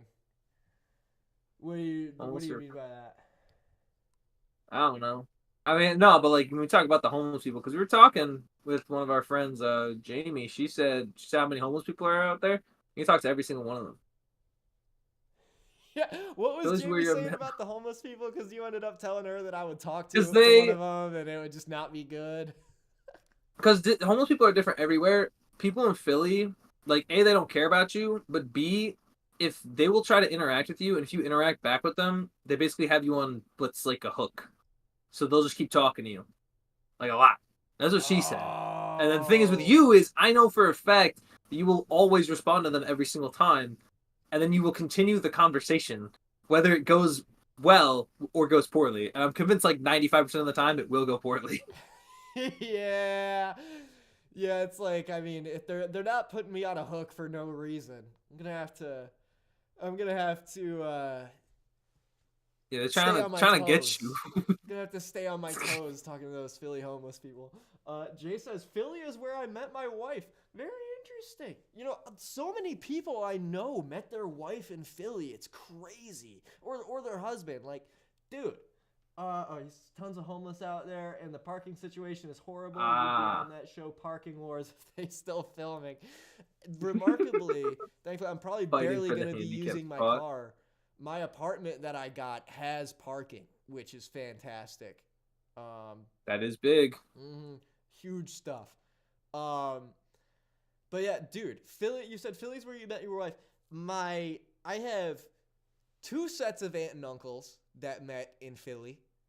I have. I ran into I won't dox her on the show, but I ran into one of my middle school English teachers when I was working the other day. And I told her about how I was moving to Philly, and she said, I met my husband in Philly. So it's like, maybe I'll marry a homeless person. You might grab one, get them off the streets. I'm sure they will love to sign those marriage papers. Yeah, mom. Take everything you got. Yeah, definitely having prenup in that. Yeah, I gotta be careful. All right, that was my worst play. Now, here's the thing. My play. See, I'm a guy who prides myself on details. Personally, this play is very detail oriented, and for me, there was a game between the Dallas Cowboys and the Cincinnati Bengals, and I don't think I have seen this in a long time. Now, I've seen it on occasion, but this was really, really embarrassing. So if you can show this play. Now, for those who are unfamiliar with the play, if you click again, there should be a link.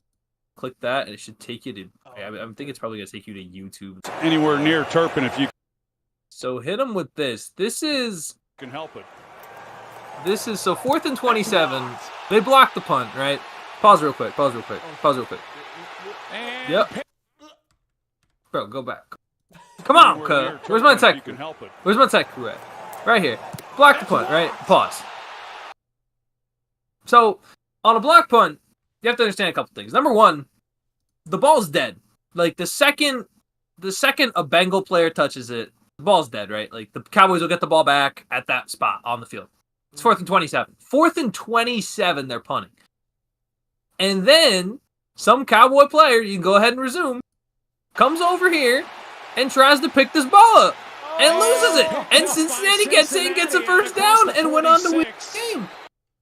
And I'm sitting there I was sitting on my computer, I was watching this game. I was appalled on every level that you do not understand. Just don't touch it. Like, they always say, like, I think they have a saying, it's like, poison, poison, poison. Like, they'll have, like, a thing that they'll say to not touch the ball. Like, don't touch the ball.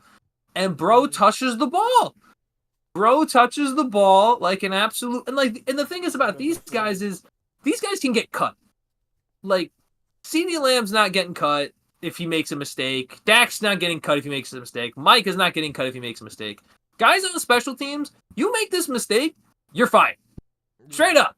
You getting cut like 80 to 90% of the time if you do this. And this was so bad. Yeah, that's not like good. All you have to do is not touch it. You would have been fine. All you have to do is not touch it. You probably win the game. You probably win. I could not believe this play happened. Like, I was watching my screen.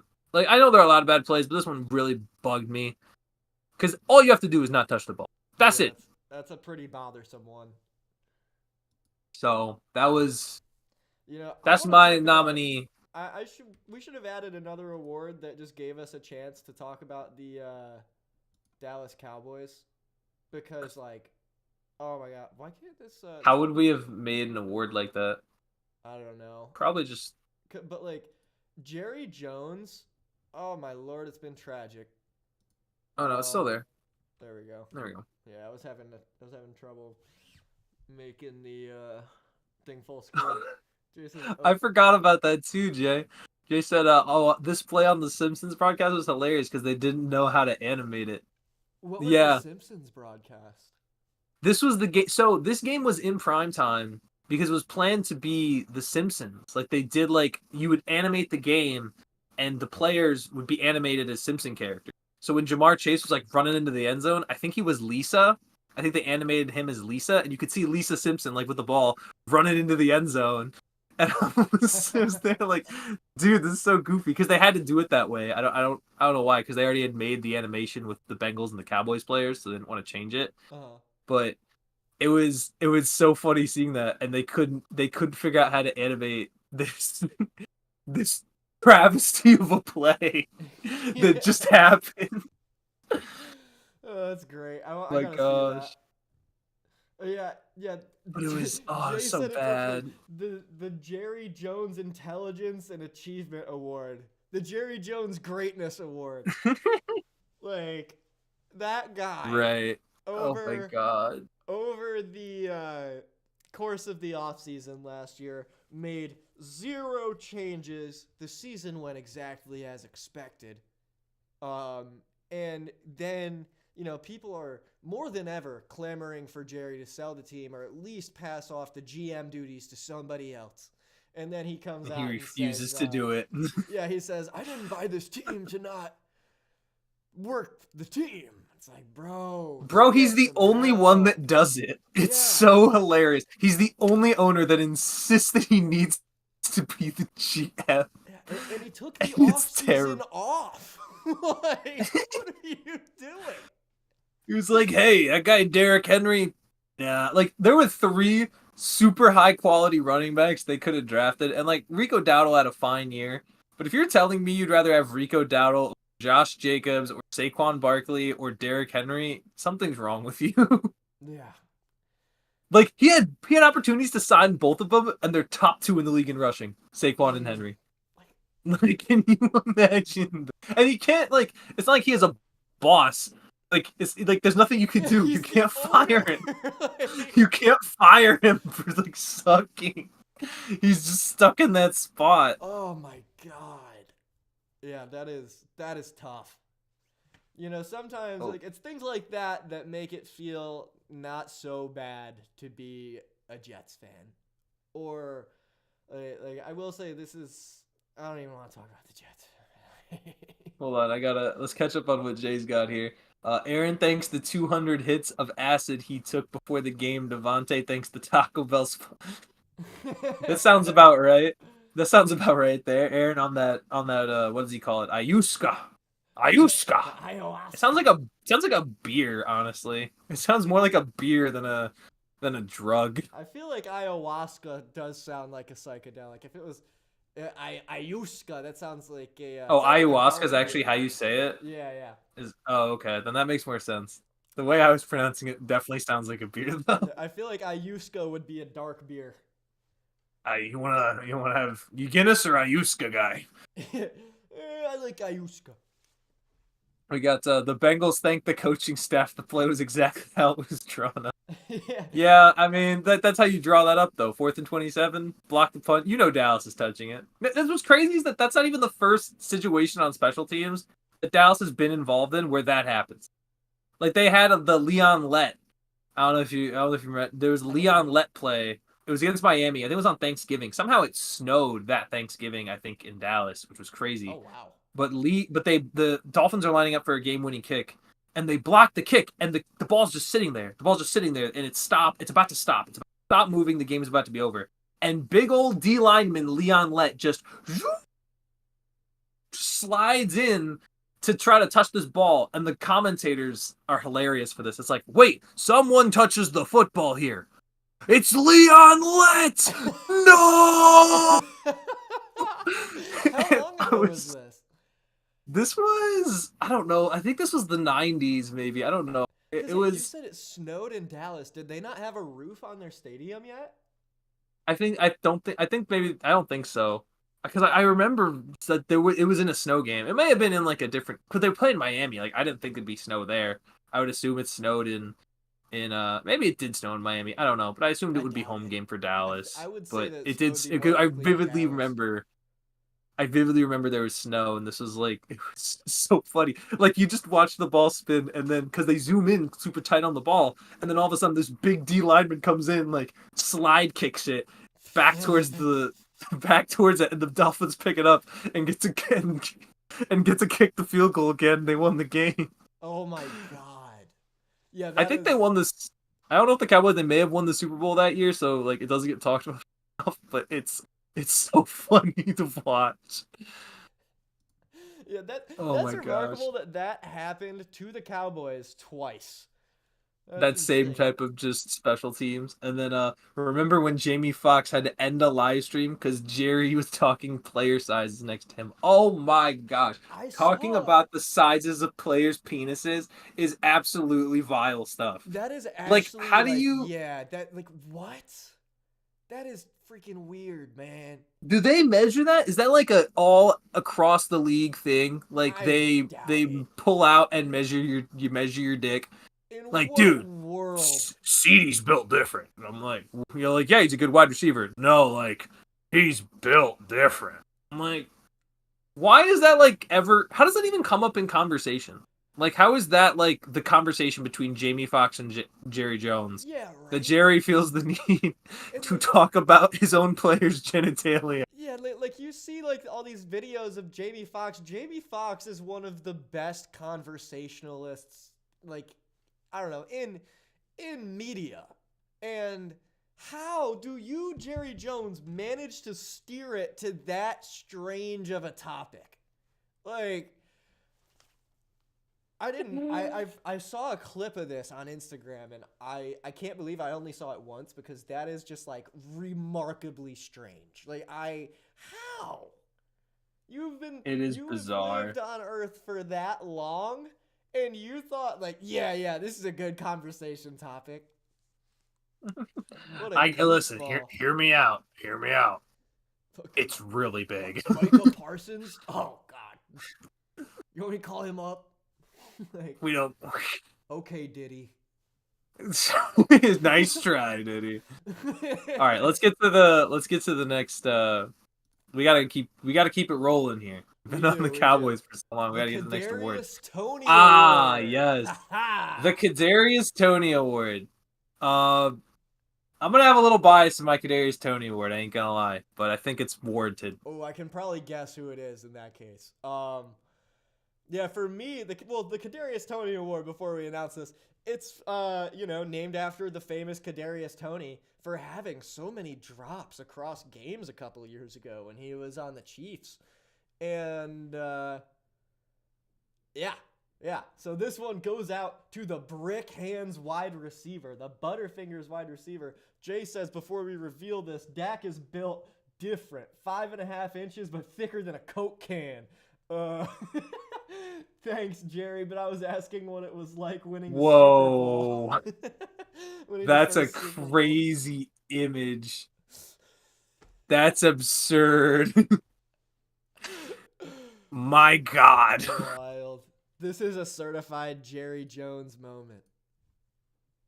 Jerry Jones. The Kadarius Toney Award. Yes. Back on topic. Jeez, I need to just Yeah. like a spray can of just like, What all a- right, there's that image in mind. What a And keep in wonderful mind, day to it's a be able Coke can, to- not Pepsi. What- It's a Coca-Cola can, not Pepsi. Pepsi ain't built like that. What a wonderful day to have an imagination. Imagination. All right, the Kadarius Toney Award. This is going to the brick hands receiver, the most bricked up receiver. Quentin Johnston, man. There was a game that I watched. I was playing against Quentin Johnston in fantasy the week that this happened, so I personally thank him for this. He had 5 targets and 4 drops in a game where the Chargers lost to the Ravens 30-23. Yeah, that was Very bad. legit could have been a better the outcome of that game could have been the Chargers maybe for all we know could have won that game if he cut his drop total in half. Because that would have been big, yeah. Mm-hmm. But yeah, Quentin Johnston, get ready to learn XFL, buddy. Yeah. Wong Dong Tigers, ni hao, ni hao. Then there is Kadarius Toney Award. Look, this is a little biased because it just recently happened, but I think it's warranted based on the pedigree of this receiver. I mean, it's George Pickens, bro. I watched that Week 17 game in disgust. Like, first off, let's start with the obvious. 3 drops. Just 3 drops on very catchable passes that he has hauled in multiple times before. Secondly, if you're going to drop 3 passes, maybe you shouldn't, like, be a whiny little bitch. Like, I don't know what else to say other than that. You're like, come on. Wasn't he saying some, like, Deebo Samuel type stuff? Like, he's always... He's crashing out all the time. I think one of the guys I watch, Frank Michael Smith, he makes some stuff. He's pretty good overall. I saw him, like, Pickens was beefing with this guy. This, like, normal dude who just makes football. No, just like a dude, like a social media content creator. Like, he makes sports takes and stuff. And he was just beefing with him, like, actively in the comments, like, yo, come meet me in Pittsburgh, bro. I'm gonna, like, basically saying he's gonna fight him. And this is a dude who I think is married and has, like, it's like just a chill, normal guy. And Pickens is beefing with him over his takes. Like, that's crazy. And then in this game, like, the game you need, like, win this game, get some momentum going in the playoffs, 3 drops, absolutely, like, atrocious performance. And then watching, like, I don't know if you remember late in the game, like, Russell throws it deep to him, and Pickens is looking for the ball, and he just, like, lurches back, like, trying to catch it, and it looks so terrible on every level, and it disgusts me. Yeah, it disgusts me so much that it's still in my brain. He low-key is a candidate for the fall-off award. I mean, I don't think he fell off because he still put up similar numbers all year, but that particular game was so atrocious. Like, remember when he was hurt for, like, a couple weeks and we're like, oh, man, we need him back. He's, like, a huge part of our offense. And then he does that. Yeah. Like, bro, go away. Like, I think there should be at least consideration, like, heavy consideration that he gets traded, if, like, to anywhere else. Because I'm not having another, like, this is starting to get very much Antonio Brown-esque, and you're not as good as him. Like, that's different. AB was actually a good wide receiver. Like, I don't think AB ever had more than 2 drops in a game ever. Mm-hmm. So, like, he's actually legit as a receiver. But Pickens is just a drop. Yeah, George Pickens is NFL young boy. He doesn't. Yeah, like, if you were performing at a high level, sure. Wait. Yeah, it was a tale of 2 halves this year for him, man. In the second, I mean, I guess maybe the 4th quarter of the season, or the past, he fell off. He's had a rough stretch of games here. It hasn't been great, no, and it's been really upsetting to see. He's been in that uniform form that the Steelers have all been in over the past, like, 6 weeks or so. It's very tough. Very tough. Jay says, George Pickens don't accept the award because George Pickens didn't want to play that day. George Pickens is like Tyreek Hill. George Pickens wants out. Honestly, I might want him out too at this rate. But he got 1 more game left to prove that he might be legit. One more game left. Yeah, with that. Well, he's got the playoff game. All right, fine. 4 more games. Jeez, Taff, I'll have that mentality.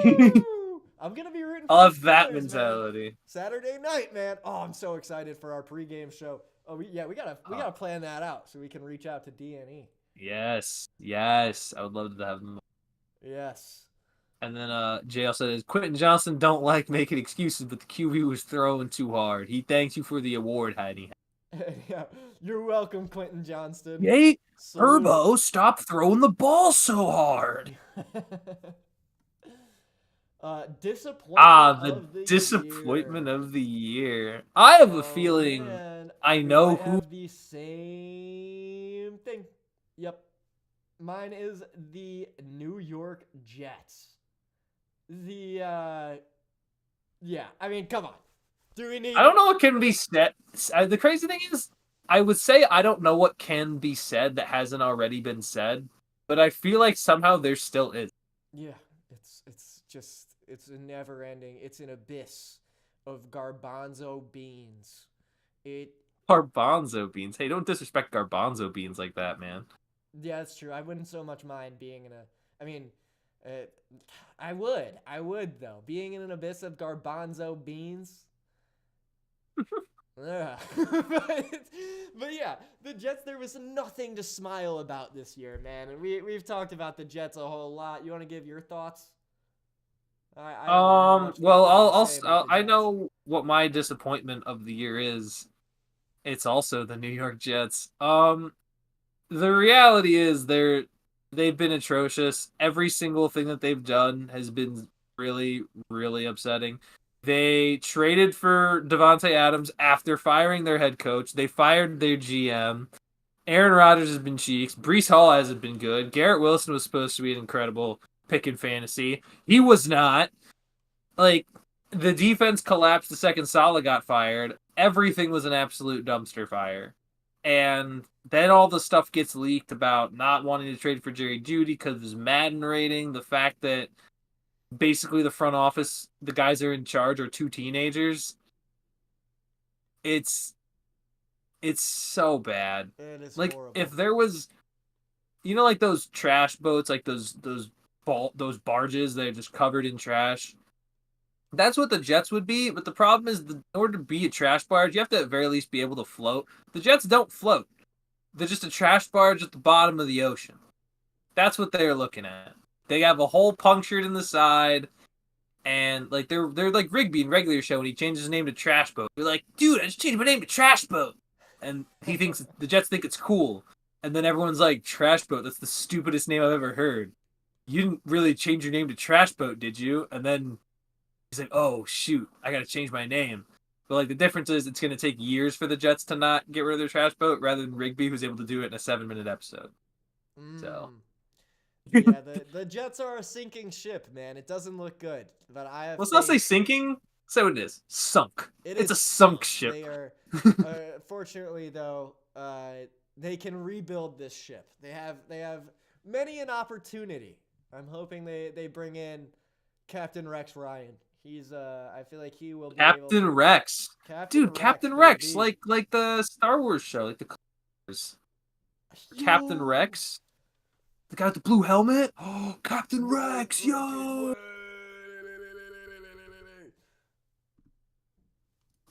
Phil, what was your disappointment of the year? Oh, click it, see what it is. Oh, wow! Yeah, the New York Jets, they were just so disappointing, man. So disappointing. Jay says, imagine being friends with Brick Johnson. Quote, my dad says I need a job. All of a sudden you're working front office in the NFL. Yeah. I wish.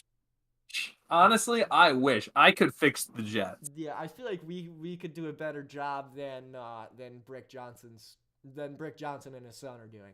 It's pretty redonk. His two sons, his two teenage sons. Which, by the way, for context, Brick's like 70.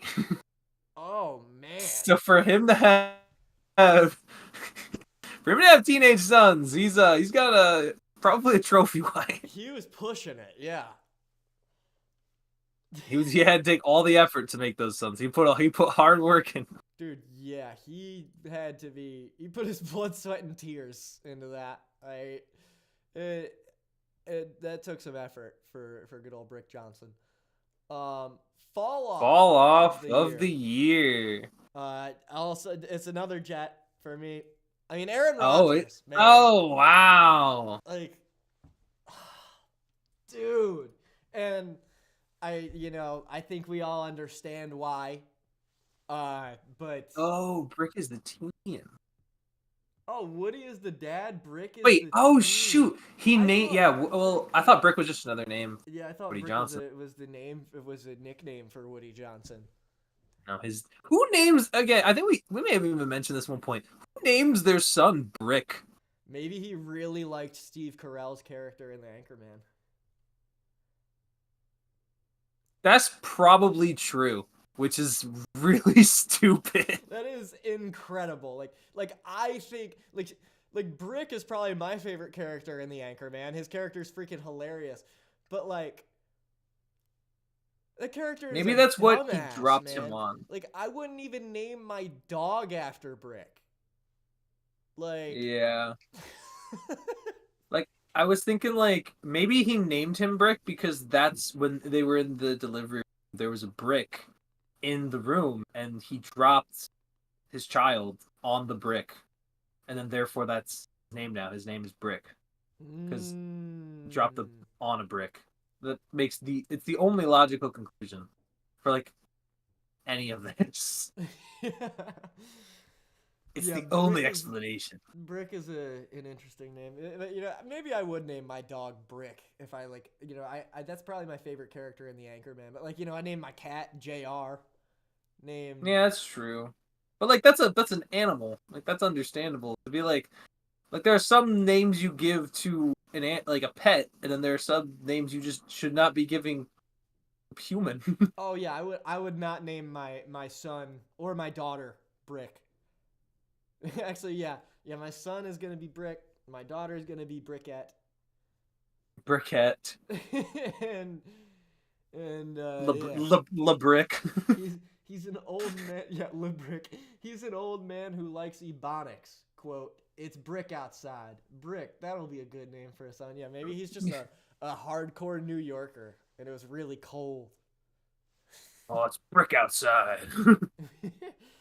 But oh, dude, you know what I really want to name my next dog, which I won't be getting for until I have a career and the space and the time.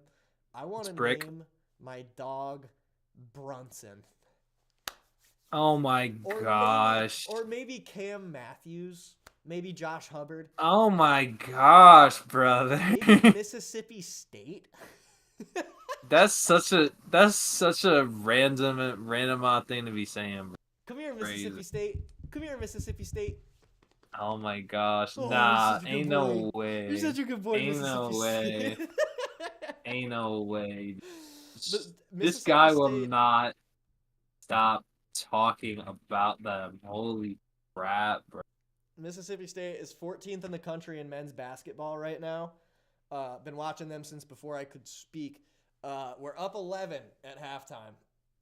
Yeah. Big deal. It's Vanderbilt, bro. Vanderbilt. Gosh. Yeah, It's man. it's we're Vandy 14th Bricks. in the country though. We beat Pitt by 30. We were up. So what you're saying? You 26 win in the at tournament? Memphis. So you win in the tournament, right? So you win in the I tournament, don't right? know, but I'm So you just win in the saying tournament? we So you are win in for the tournament? real. We're So you win in fun the to tournament? watch. So I you win in don't the know. tournament? Time will tell. So you win in the Time will tournament? tell. Ain't no well. Time will tell. Because you're gonna lose the next two. You're gonna lose the next two after man, this we're one. up 11 on Vandy at halftime. We're playing Kentucky on Saturday.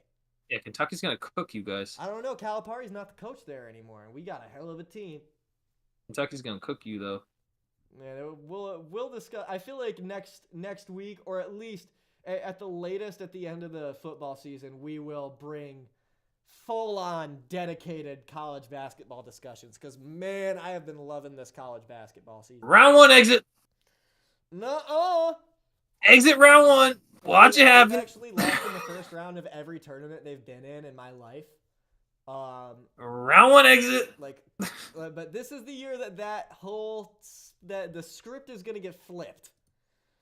Phil, tell me, who was your fall off of the year? So my fall off of the year was a guy who league in receiving last year and couldn't even crack 1,000 this year, and now wants to be traded. Give me Tyreek Hill for falling off the face of the planet. If you weren't taking CMC one, there were a lot of people who said Tyreek Hill should be going one in fantasy drafts. Bro, even when Tua was healthy, he was not playing up to par, and now he wants out just because it's his first season not in the playoffs. That's crazy to me. Yeah, That's diva insane. mentality. That's wild. And I cannot believe to a man that Tyreek Hill fell off the face of the planet and didn't even get a crack 1,000 yards and now wants out of Miami. He was Yeah, just Jimmy yeah, Butler. like talking like in post game after that game against the Jets, he was talking like the organization had failed him or something. It was like, this is my first time not making the playoffs. You made a face. Do you agree with that or no? No, like that's what I agree. Like that's what I'm saying. Like, oh my gosh, like yeah, you chose to be there. I was like Tyreek Hill in his comments, but like, dude, you chose to go to Miami. You wanted a trade. You requested that you get moved out of KC, go play for the Miami Dolphins, and now you're sitting here looking like Bozo McGeezak because you didn't play up to your standard. You did not play well this year. That is just true. Yeah, it's like his numbers all time are great, but bro, you had a bad year. Also, yeah, like I mean, you can choose to go somewhere and the organization can fail you. For sure. But Miami did not fail Tyreek. If Tyreek was putting up numbers and they still had this same record, similar dilemma going on, yeah, the organization would have failed him. But Tyreek was just as cheeks as everybody else, man. It was a disappointing year. It was a disappointing year for someone who was voted the #1 player in the NFL to the NFL top 100 and didn't even crack 1,000 yards. Like, yeah, bruh. Pretty crazy. Pretty crazy. Pretty not good. Jay saying NCAA rankings and random Army football was ranked. They mean nothing. To be fair, though, I liked Army being ranked. That was kind of cool to see Bryson Daly. We don't know, Jay. We have I don't know if we told you, we got the NCAA college football franchise with a guy named Leo Cooks for Army, taking them to the championship. You know, typical normal things.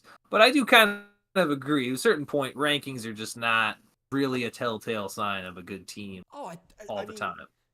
I think in college football, I mean, like, yeah, you can in college football, the talent is so much more saturated onto like 6 teams. So that's why the college football playoff has been so bad. But in college basketball, different story.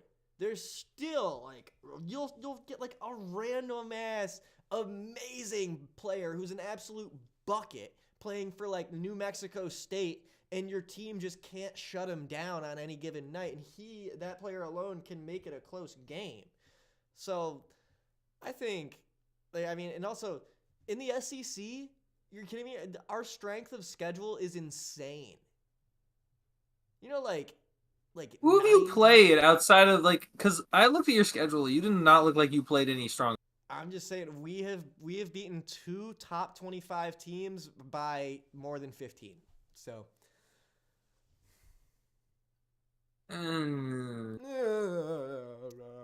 Whatever, man. I think if you don't lose to Vanderbilt, because you're gonna have Kentucky and Auburn, so I'm sorry, you're gonna get exposed as frauds. That's okay, but you know. Dude, oh my God, I can't wait to call you after we beat Kentucky on Saturday, because okay. Jay says, Army is my local college team. It was awesome to see them ranked, but they played nobody. Yeah, when they ended up, basically, yeah, what was it? Walking was the plank. They were placing their head on the guillotine, when they stepped into Notre Dame. Yeah. Also, Bryson Daly just being like the way they run their offense is all just pretty much only running. Really, it's just taking advantage of what athleticism Bryson Daly had. Yeah, it is. It is shocking how Army still hasn't changed its playbook. Like, I would love to know the reasoning for that. It's because they're Army, dude. I think that's just the reason. But like, they got their. They're Army, but like, say I got hired as head coach and I'd like decide to implement an air raid offense instead of the, like the crazy wishbone stuff that they do. Like, what would happen? Would I be like dishonorably discharged? Like, what are they You gonna might be. what are They gonna do? might say get out of there. You know, they might say, "Oh, yeah, you're done." Need to run the ball. But not Army was Wanna get winning us- national championships like 80 years ago, man, with the same playbook. I think. Like, I don't think their playbook in the history of college football has ever drastically changed. And it's like, why? Uh, you could argue that. I feel like there's like a lot of schools that are gonna feel that way. You can Jay says you can throw a grenade, you can throw a football. Indeed. Brings a whole new meaning to dropping bombs. Yeah, exactly. Air raid offense, baby. Surprise of the year. Okay. This my surprise of the year, the Minnesota Vikings. I mean, look at these guys, man. Coming into this year, the whole narrative coming into this year with the Minnesota Vikings was that regardless, they're a project team. I remember I didn't really want to take Justin Jefferson because, it's like, oh, he's going to have J.J. McCarthy throwing to him.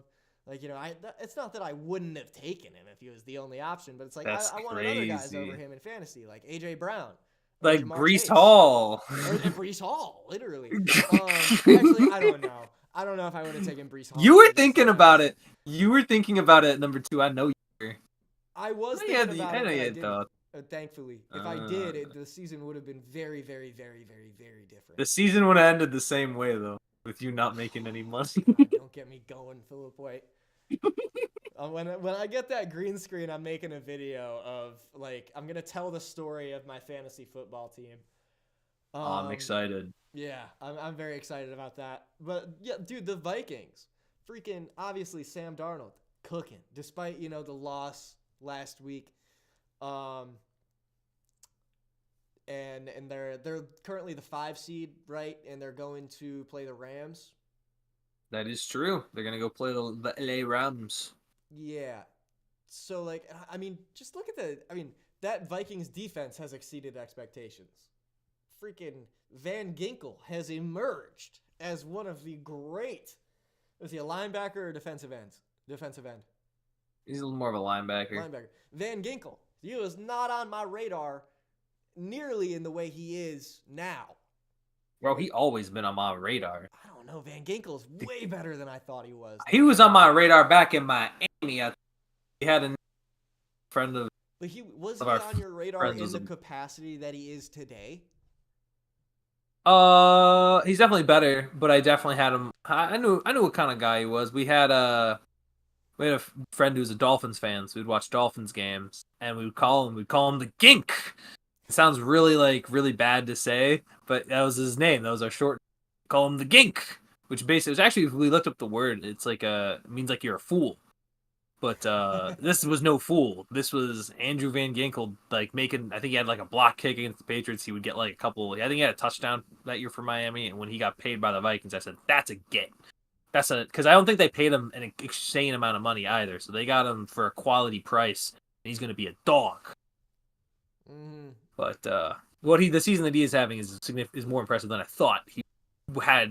His ceiling, he proved to me, was higher than I even thought it was. Yeah, to me it just seems like everybody on the Vikings surprised me this year, man. Aaron Jones, yeah, low-key was expecting a fall off. I mean, maybe he did a little bit, but he played his role, He did his thing. Well. He did the Aaron Jones thing, and it just worked so well. Surprised the heck out of me.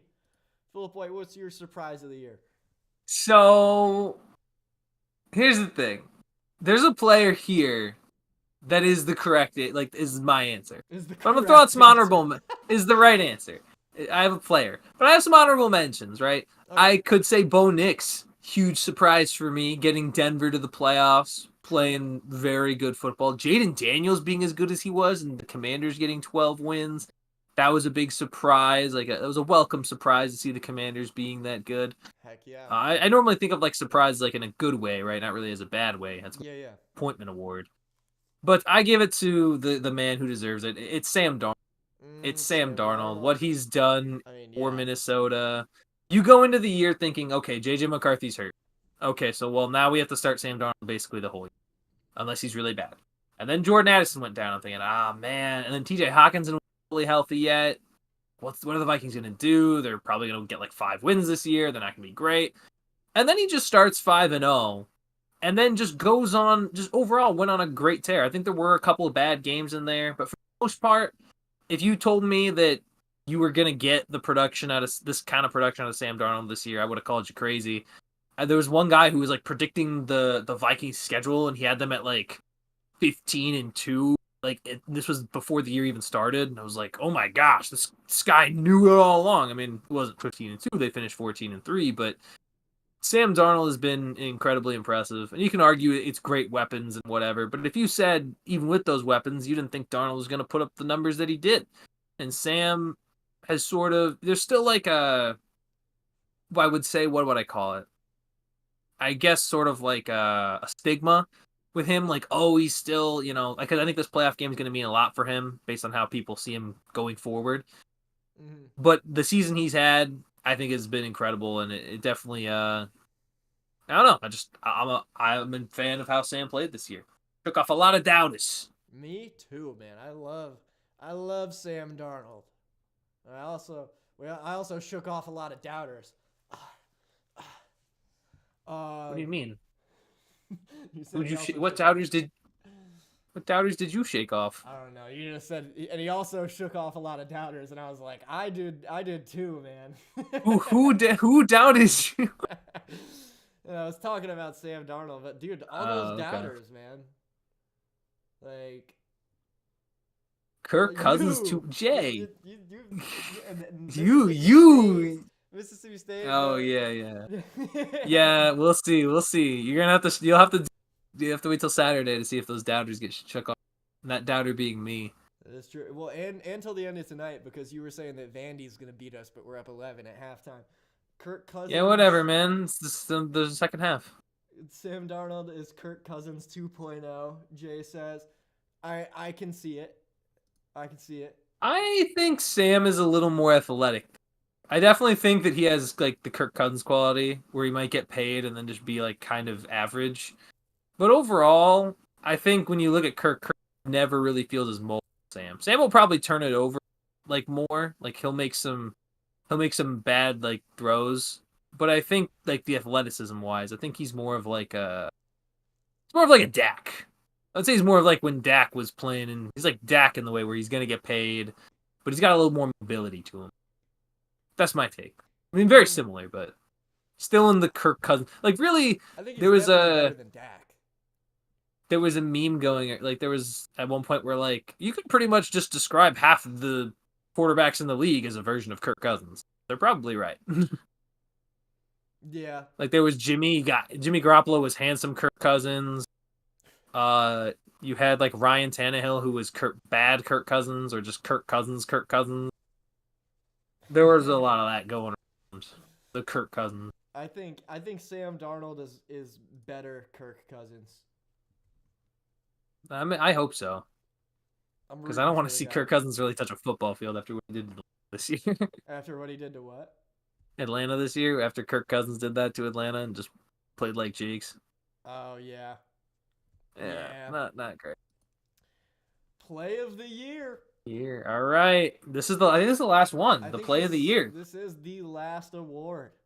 This is the final one to close out.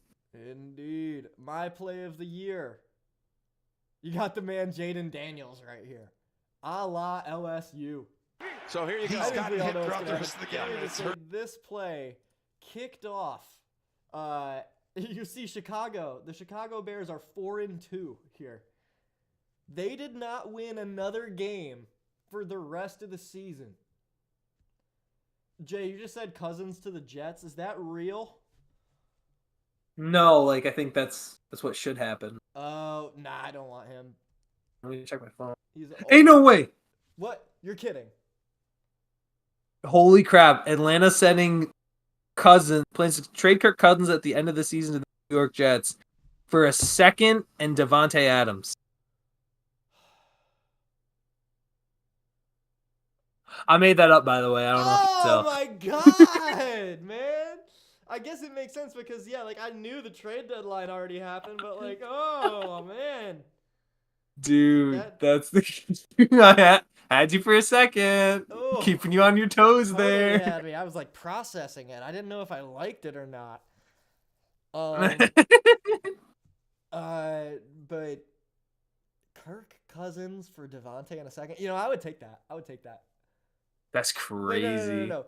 Atlanta totally. Atlanta fleeces you in that trade. No. I'm sorry. I want the second. I would do Kirk Cousins and a second for Devontae Adams. No, then I think you're winning that trade. I don't think Atlanta would make it. I don't know if Atlanta would make that trade. Yeah, it's just old guys, and it's hard to trade picks when old guys are involved in a trade. It's true. That is very true. We know what this play is. Kicked off Chicago's freaking 11-game losing streak. Comes down to one last play. No touchdowns scored all game before this. And it's going to be getting longer by the second. All the way back at the 30-yard line. Now you can step. I remember watching this saying right here, it's going to be complete. Like right before he throws it. Like it's going to get caught. Like right that it was going to get caught. It's a miracle. It's Noah Brown. Actually, no, it's kind of fun. Oh my goodness. Bears only won one game, and it was the last game of the year. After this, what'd you say? They won one game after this, and it was the last game of the year. Oh, so they won in Week 18. Oh, they beat the Packers. Best rivalry in football, man. Ain't no way that's the best rivalry in football. They needed like Christian Watson to get hurt. They needed Christian Watson to get hurt, and then Jordan Love to come out of the game for Malik Willis. Like, ain't no way. Look, man, Malik Willis is pretty good. Oh my gosh! Stop that! Stop that slander! Stop that lying. That's not real. He is not.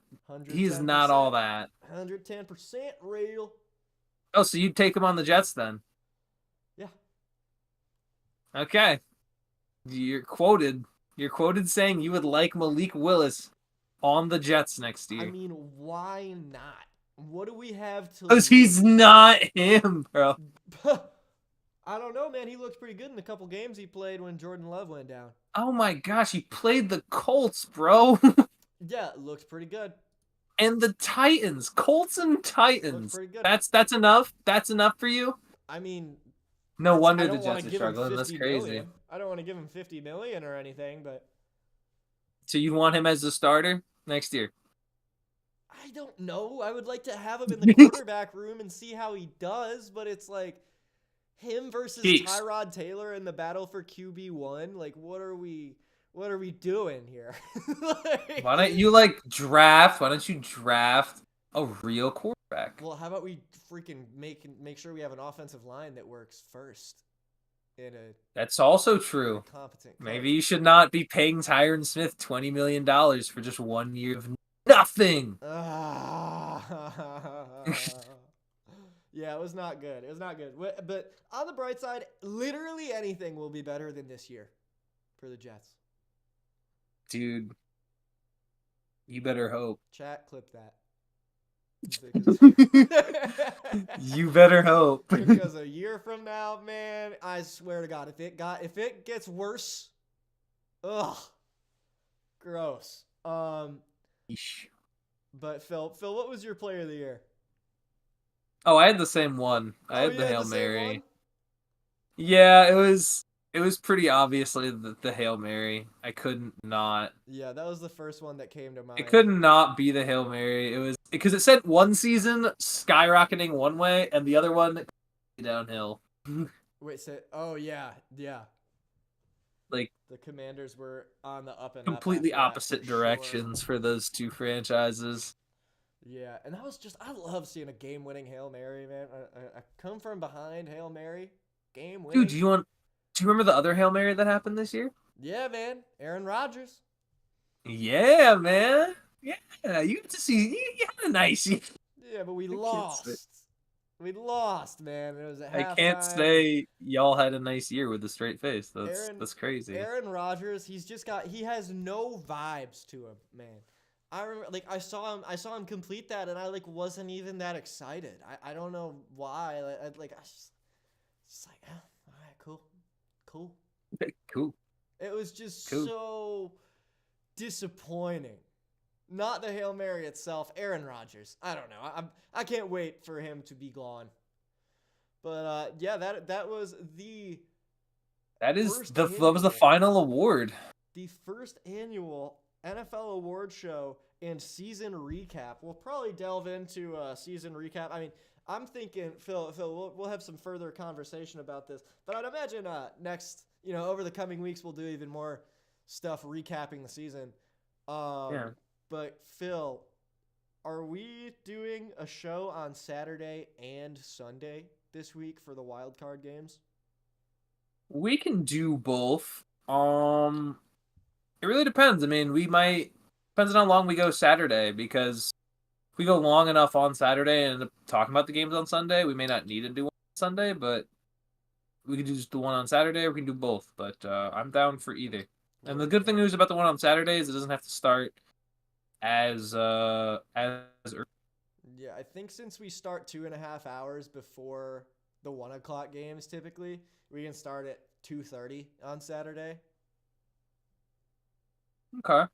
Sweet. Y'all heard it maybe closer to 2. I'm thinking at 2:30, just in case we run into tech difficulties and stuff, because you're moving to a new place, so we might want to make sure we get everything situated. Oh, good thinking. Good thinking. We'll set like a hard start for 2:30.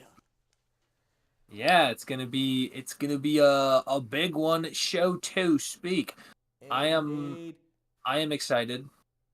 For also one thing we should do, I think we should go over the head coaching firing, because there are six spots open after the firings that have taken place. Are we gonna do this right now, or is that gonna be planned for later? I feel like this should be. We can. Do we want to wait, or should we do it now? I feel like we should wait, because this was really just the award show. We can discuss. Yeah, I mean, by then they might even be filled, so that'll give us even more stuff to talk about there. Yeah. But that'll be next time. That'll be next week at some point, probably next Tuesday. So the 14th. Tuesday. I was about to say Valentine's Day. But it's not February yet. It's January. Let's say, it's the 14th. It's Valentine's Day. They moved it up a month. Hey. Look at that. Hey. Jay says, let's get it. Yes, Jay. We will see you. Yes, sir. Potentially. We will be back. Thank you for tuning in as always, Jay. On Saturday. Thank you for watching again. And, yeah, we're going to, I mean, dude, Steelers-Ravens, 8 o'clock on Saturday night. We got to get Eric in here, right? At least for a little bit of it. I feel like, yeah, we got to get Eric and David. I'd love for them to be on the show for beginning of season. It is early in the month, so maybe they're still recuperating to begin the year. But if they are available, that'll be a big one. Indeed. But have a splendid night to all of you. I'm going to go watch Mississippi State beat Vanderbilt. I recommend that you join me in that. And, yeah. Any parting messages, Philip White? Well, we all know Mississippi State's just going to be one and done in the March Madness bracket. So it's a tough thing to admit. But it is probably the reality that we will see later in the March Madness terminology of things, as they say. I have been watching Mississippi State football and basketball since before I could speak, man. These games had me bawling my eyes out when I was like 7, 8, 9 years old. 17, 18, 19, 20 years old. 20, 21, 22, 23. Like, dude, I have my tissues ready, because if we lose tonight, that's tragic. But I say to Vanderbilt with the utmost confidence, this is the best Mississippi State team I've ever seen play. Best Mississippi State basketball team. Best Mississippi State team I've ever seen play goes to our women's basketball team that snapped UConn's winning streak. Yeah. Our team puts on a show, man. I want to try and get Josh Hubbard or Cam Matthews on the show, man. You know how sick that would be? Maybe. I don't know, man. I might have to be kind of hating on him, bro. I might have to be kind of like, yo, I think you're a little over your britches, so to speak.